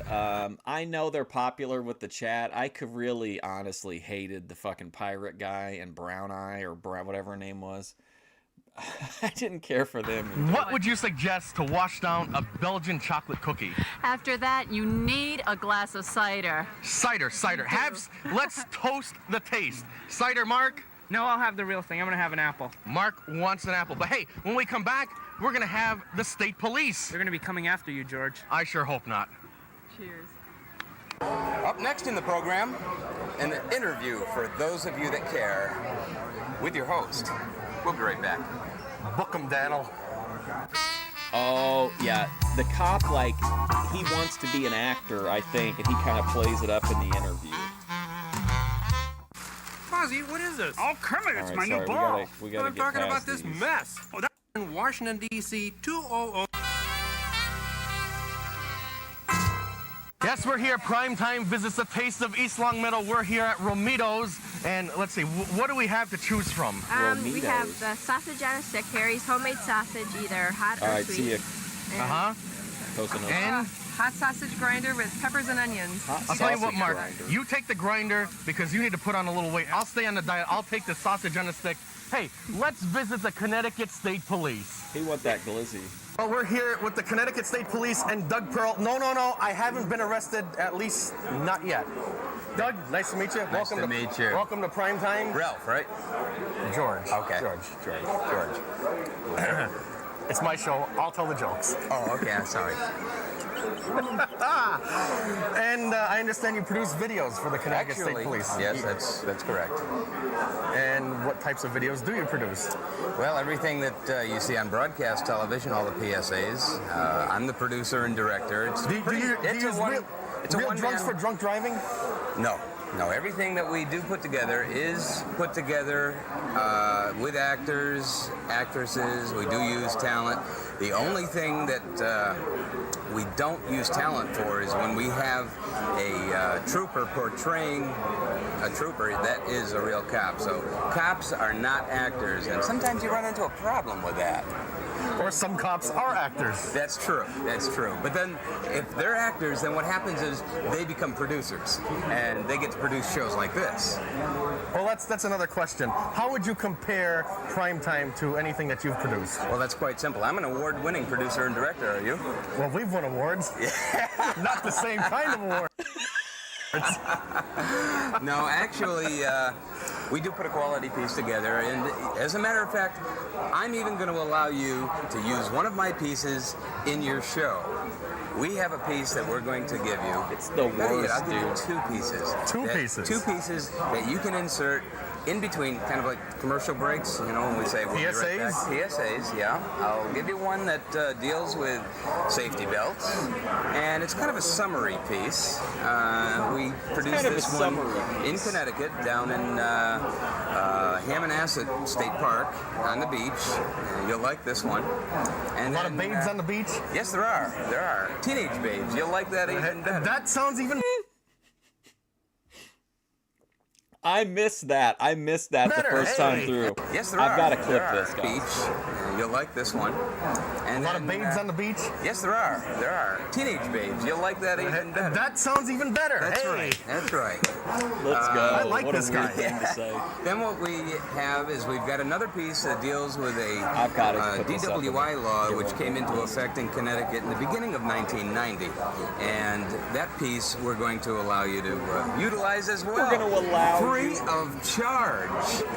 What could be better? Such a deal. That's right. But what we also produce, we produce all of our own in-service training, and that is a big savings to the state because, as you know, the value of video even in corporate industry is saving so much money because we can deal with more people in 30 seconds than an entire corporation will deal with in a year, right? Because the power of video absolutely correct. reaches I think out he's funny, and but touches he's you. definitely So like- I like that. That could be our graphic. I wouldn't want to Do that deal again. with this guy. But Seems now, like the Michael what else Scott we, of state What else do we do? troopers. We also produce. He's asking his own questions, though. We also produce the public relations pieces, like we're playing up here at the Eastern States today. We've got pieces that we'll send with troopers when they go and talk to babes groups on the and whatnot, beach, I'm because pretty sure you includes can't one of them take that was, a bomb crippled with you during when you go and deal with a group. driving So session. you want to deal with a group and show them what our bomb disposal unit can do? I'll send a video. I'll videotape all of this hazardous, all of the hazardous situations. Yeah. So it's dangerous duty, really, running Yeah, a video that's camera. the ticket. Yeah, that's the ticket. Yeah, ticket, yeah. That's our theme here, by the way, is speeding gets you nowhere fast. Now, have you ever stopped any celebrities personally? Celebrities. Like David He once pulled over Gerald McCraney. Letterman. A lot of celebrities live in Connecticut. Not personally, no. Dave, I understand he's quite a speeder. Yeah, Dave has a working relationship with our department, and we fully appreciate his efforts in keeping our enforcement statistics high. Yes, that's a way to put it. The other thing that we do is we'll come and we'll talk with people like you. All you have to do is give us a call. Come talk to me. Unfortunately, budgetary cutbacks have forced us to limit what we're able to do. And yes, we're up here today on straight time. No overtime involved. No overtime for these guys. No overtime involved. Now, what would you do to me if you saw me speeding down the highways of Connecticut? Oh boy, Not that I role speed. play. Would I get special treatment now that we've met and we're good friends? Yeah, we'd give you the same treatment we give Dave Letterman. Wow! A star's treatment. That's hey, right. Speaking of one of those PSAs, I think it's time for one right now. Oh, we'll be right back. That's my line. We'll be right back with more prime time after this. Stay with us. Please. Oh, look at this, guys. Oh, I remember I told you guys that I've got a picture of me riding an elephant with a trad girl, and I meant to look for it, and then I got high and forgot, and now we've gone through the whole show again until we're back to that episode.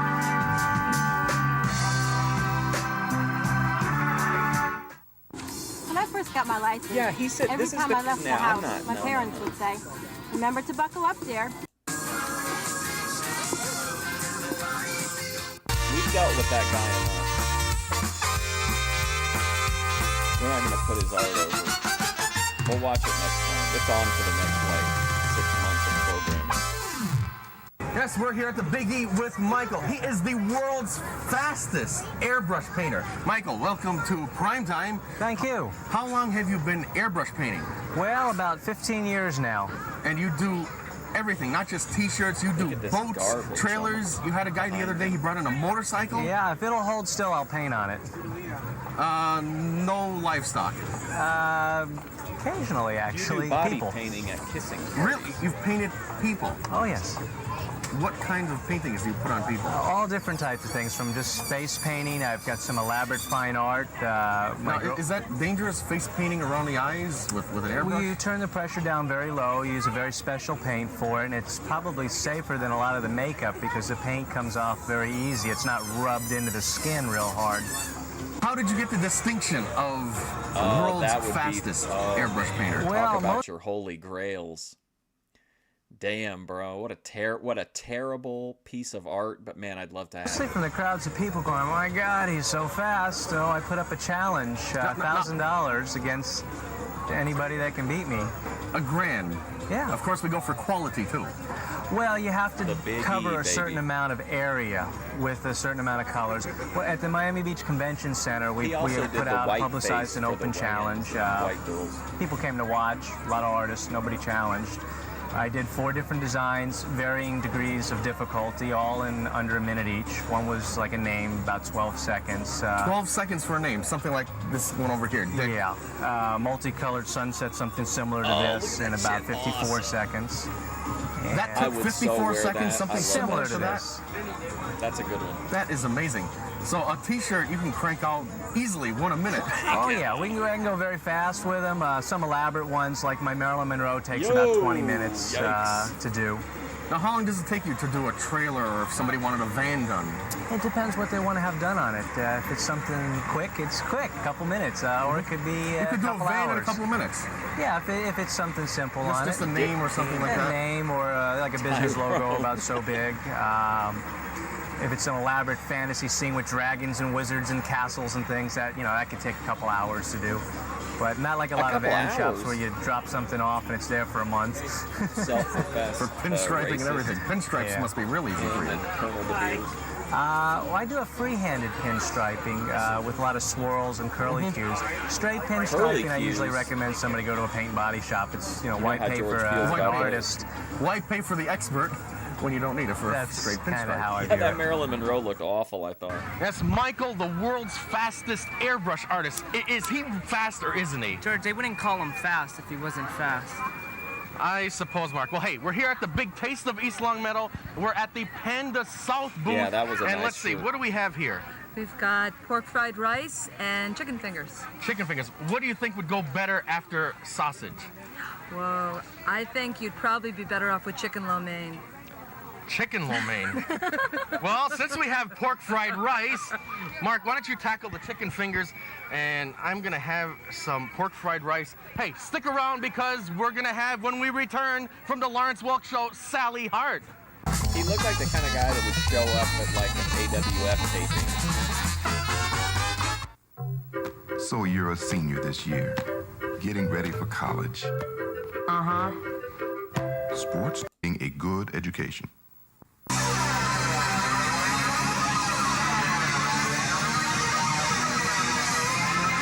I did not care for riding an elephant, to be honest.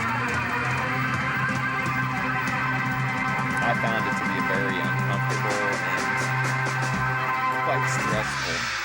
Sally. Sally. Sally. Me, George. You, Sally. Oh boy. My next guest is a part of a singing duo, the famous Sally and Clay Hart. And guess which one this is? The better looking one. Sally. Sally. George. Welcome to Primetime. Thank you. Yeah. Thank you. And let's see. Yeah, I've got pictures somewhere of me riding a camel and riding a elephant with a drag. Did you get your start with the Lawrence Welk Group? Yes, With a I fat started drum, with too. Lawrence Welk way back. We took the Lennon Sisters' place, George. The Lennon Sisters, not the Linen Sisters. That's another group from West Springfield.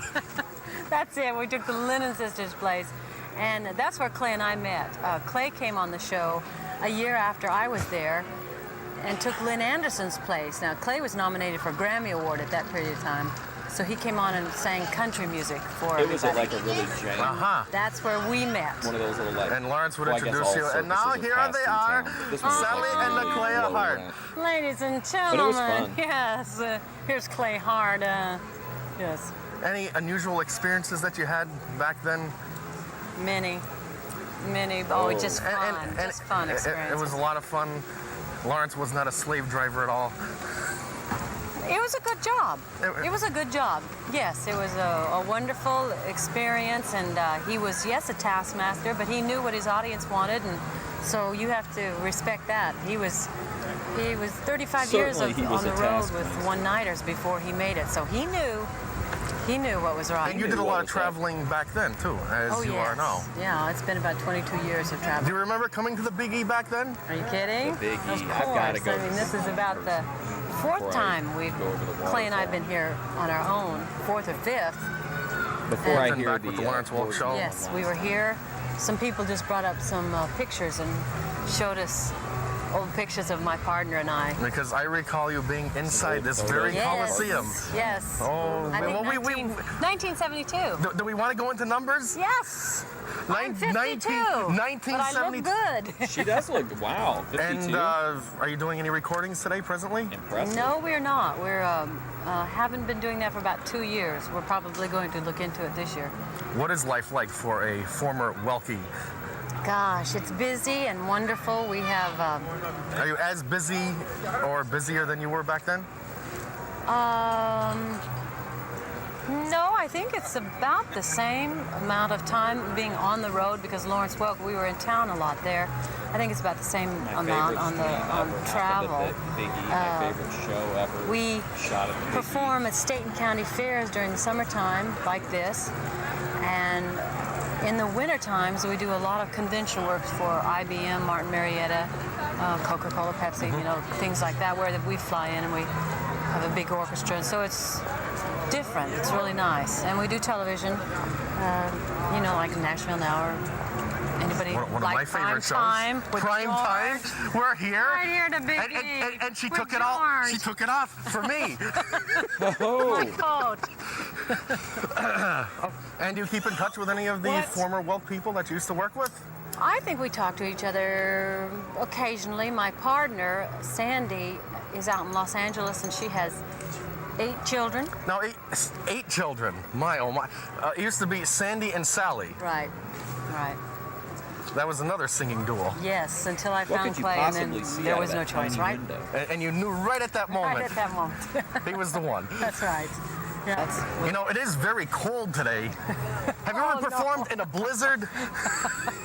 No, I think the coldest, we were talking about this today, the coldest place we ever performed was in Lancaster, New Hampshire, I think, it was 13 degrees, and I was in costume, we were in costume, and it's like now, see, your mouth starts to freeze. And then you have trouble talking. And then you have trouble singing the song, and also I play the fiddle, and your fingers don't move. Work. Being a keyboard player, I'm familiar with that, and your fingers don't quite move right. No, so that's all.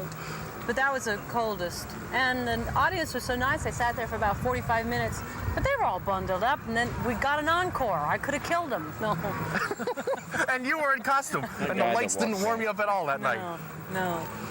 That's the coldest it's been. Well, it's not quite that cold here at the Big E. I know, that was a weird but it's beautiful. We've had gorgeous weather, and thank goodness it's not raining. It's been hot for a whole week. Yeah. But it's pretty. People will love it. They're bundled. They're bundled and having fun. Well, maybe you better get bundled back up. I'm going to bundle up. Before you catch cold. Sally, thanks for being here on Prime Time. Hey, Thank stick you, around. Sally. We'll be back with more Prime Time right after this. Looks great for 52.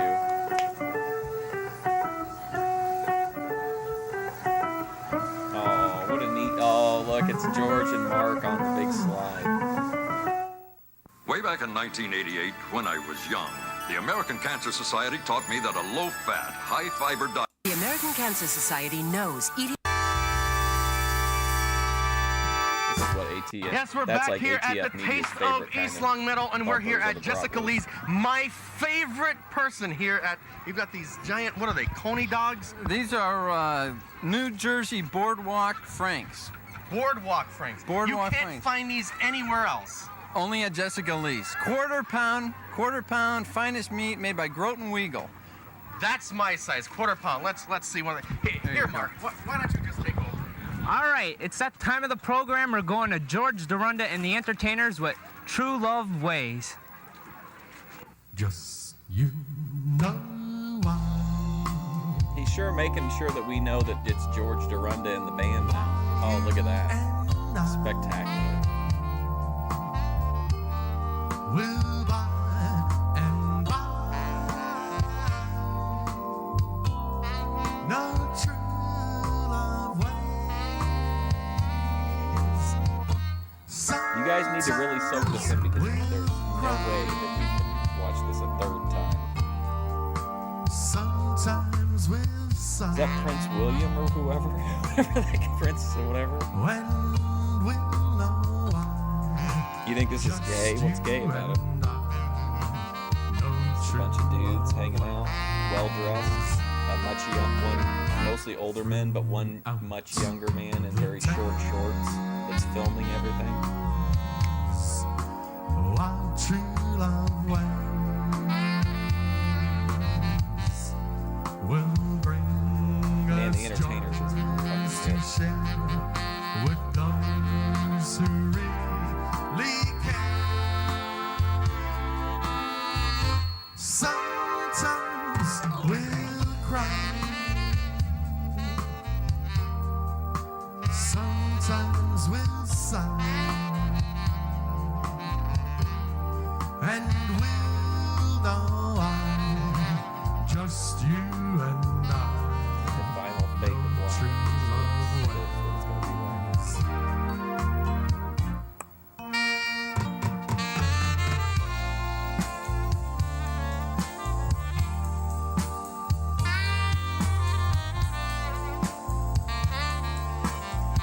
You think the man with those large, what were they, boardwalk franks?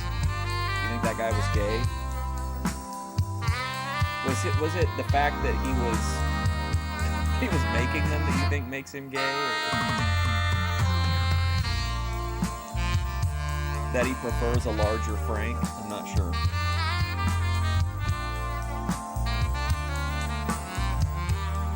Why we never, well, no one will return any of my contact efforts in regard to primetime except Doug Locke.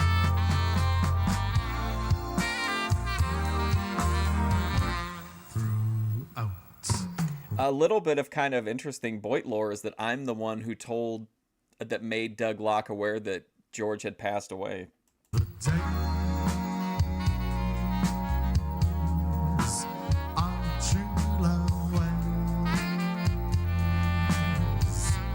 I'll feel like a big shot saying that in Netflix documentary.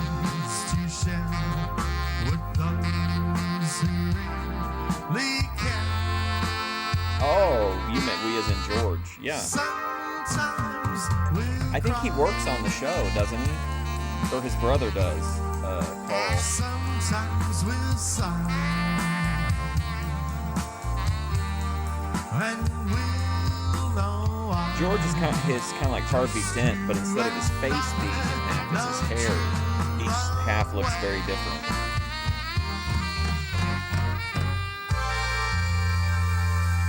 You can find out more about Carl Sittard at That was this guy right here, GeorgeDorunda.com. George Dorunda, and the Entertainers at True Love Ways. Yeah, we can't be done already, We're Mark. all done once again, the show goes by so fast. But I'm still hungry. Well, that figures, George. Well, we have had a great time here at the Taste of East Long Meadow, and I'd like to thank all my guests. The Entertainers? Sally Hart, and also Michael, who's the world's fastest airbrush artist. Officer Doug Pearl from the Connecticut State Police. And that great group center stage, and I'd like to thank all the folks here at the Taste of East Long Meadow. Hey, we're here at JB's Ice Cream, and I think, well, wait a minute, here's your vanilla, Mark. I'm having peppermint stick. Hey, tune in next time. No Good way, night, I everybody. had peppermint bark ice cream this morning. Buddy. For breakfast. Man, another great set of episodes. This is the peak to me. This is as good as it gets right here. Just really fucking buckle up for the for the rough roads ahead, fellas.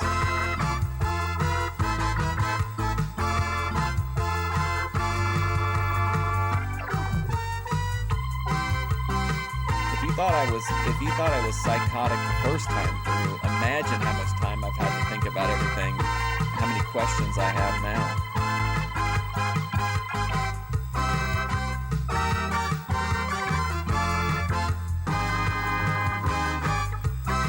See you later, Randy.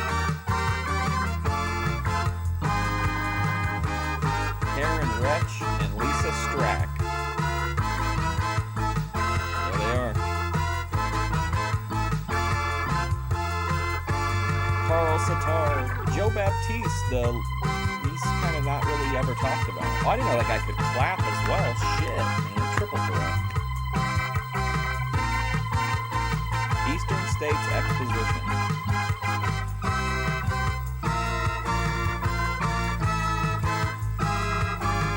Man, the show is just so good during this time.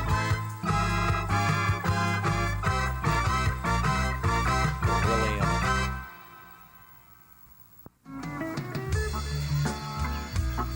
Oh, Kim's not seeing this.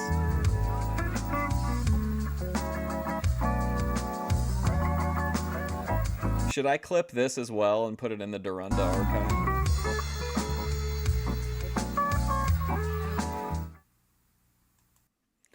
All right. Well, thank you for hanging out to watch Primetime with George Dorunda. I'll be back tomorrow to watch Memphis Wrestling, and I'm gonna try to show a match that I went to live that I thought was really good, and I found out it's on the actual. We've watched matches before from this particular page, so hopefully we can watch it. But thanks for hanging out. I appreciate it. I think we are in the absolute fucking golden era right now of Primetime. It's such a crushing dread knowing that this is not going to last forever. But I'm really trying to focus on the positives of this, like, of just how good the content was during this time. All right, well, thank you. I appreciate it. If you want to come by tomorrow for Memphis, Saturday we're doing a year-end review for The Heathen, Vinny Slugga, and Flexum. Very interesting. The Murderer's Row of Boyd Watch Live. But I'll see you guys later. Thanks for hanging out. Hopefully I'll see you soon.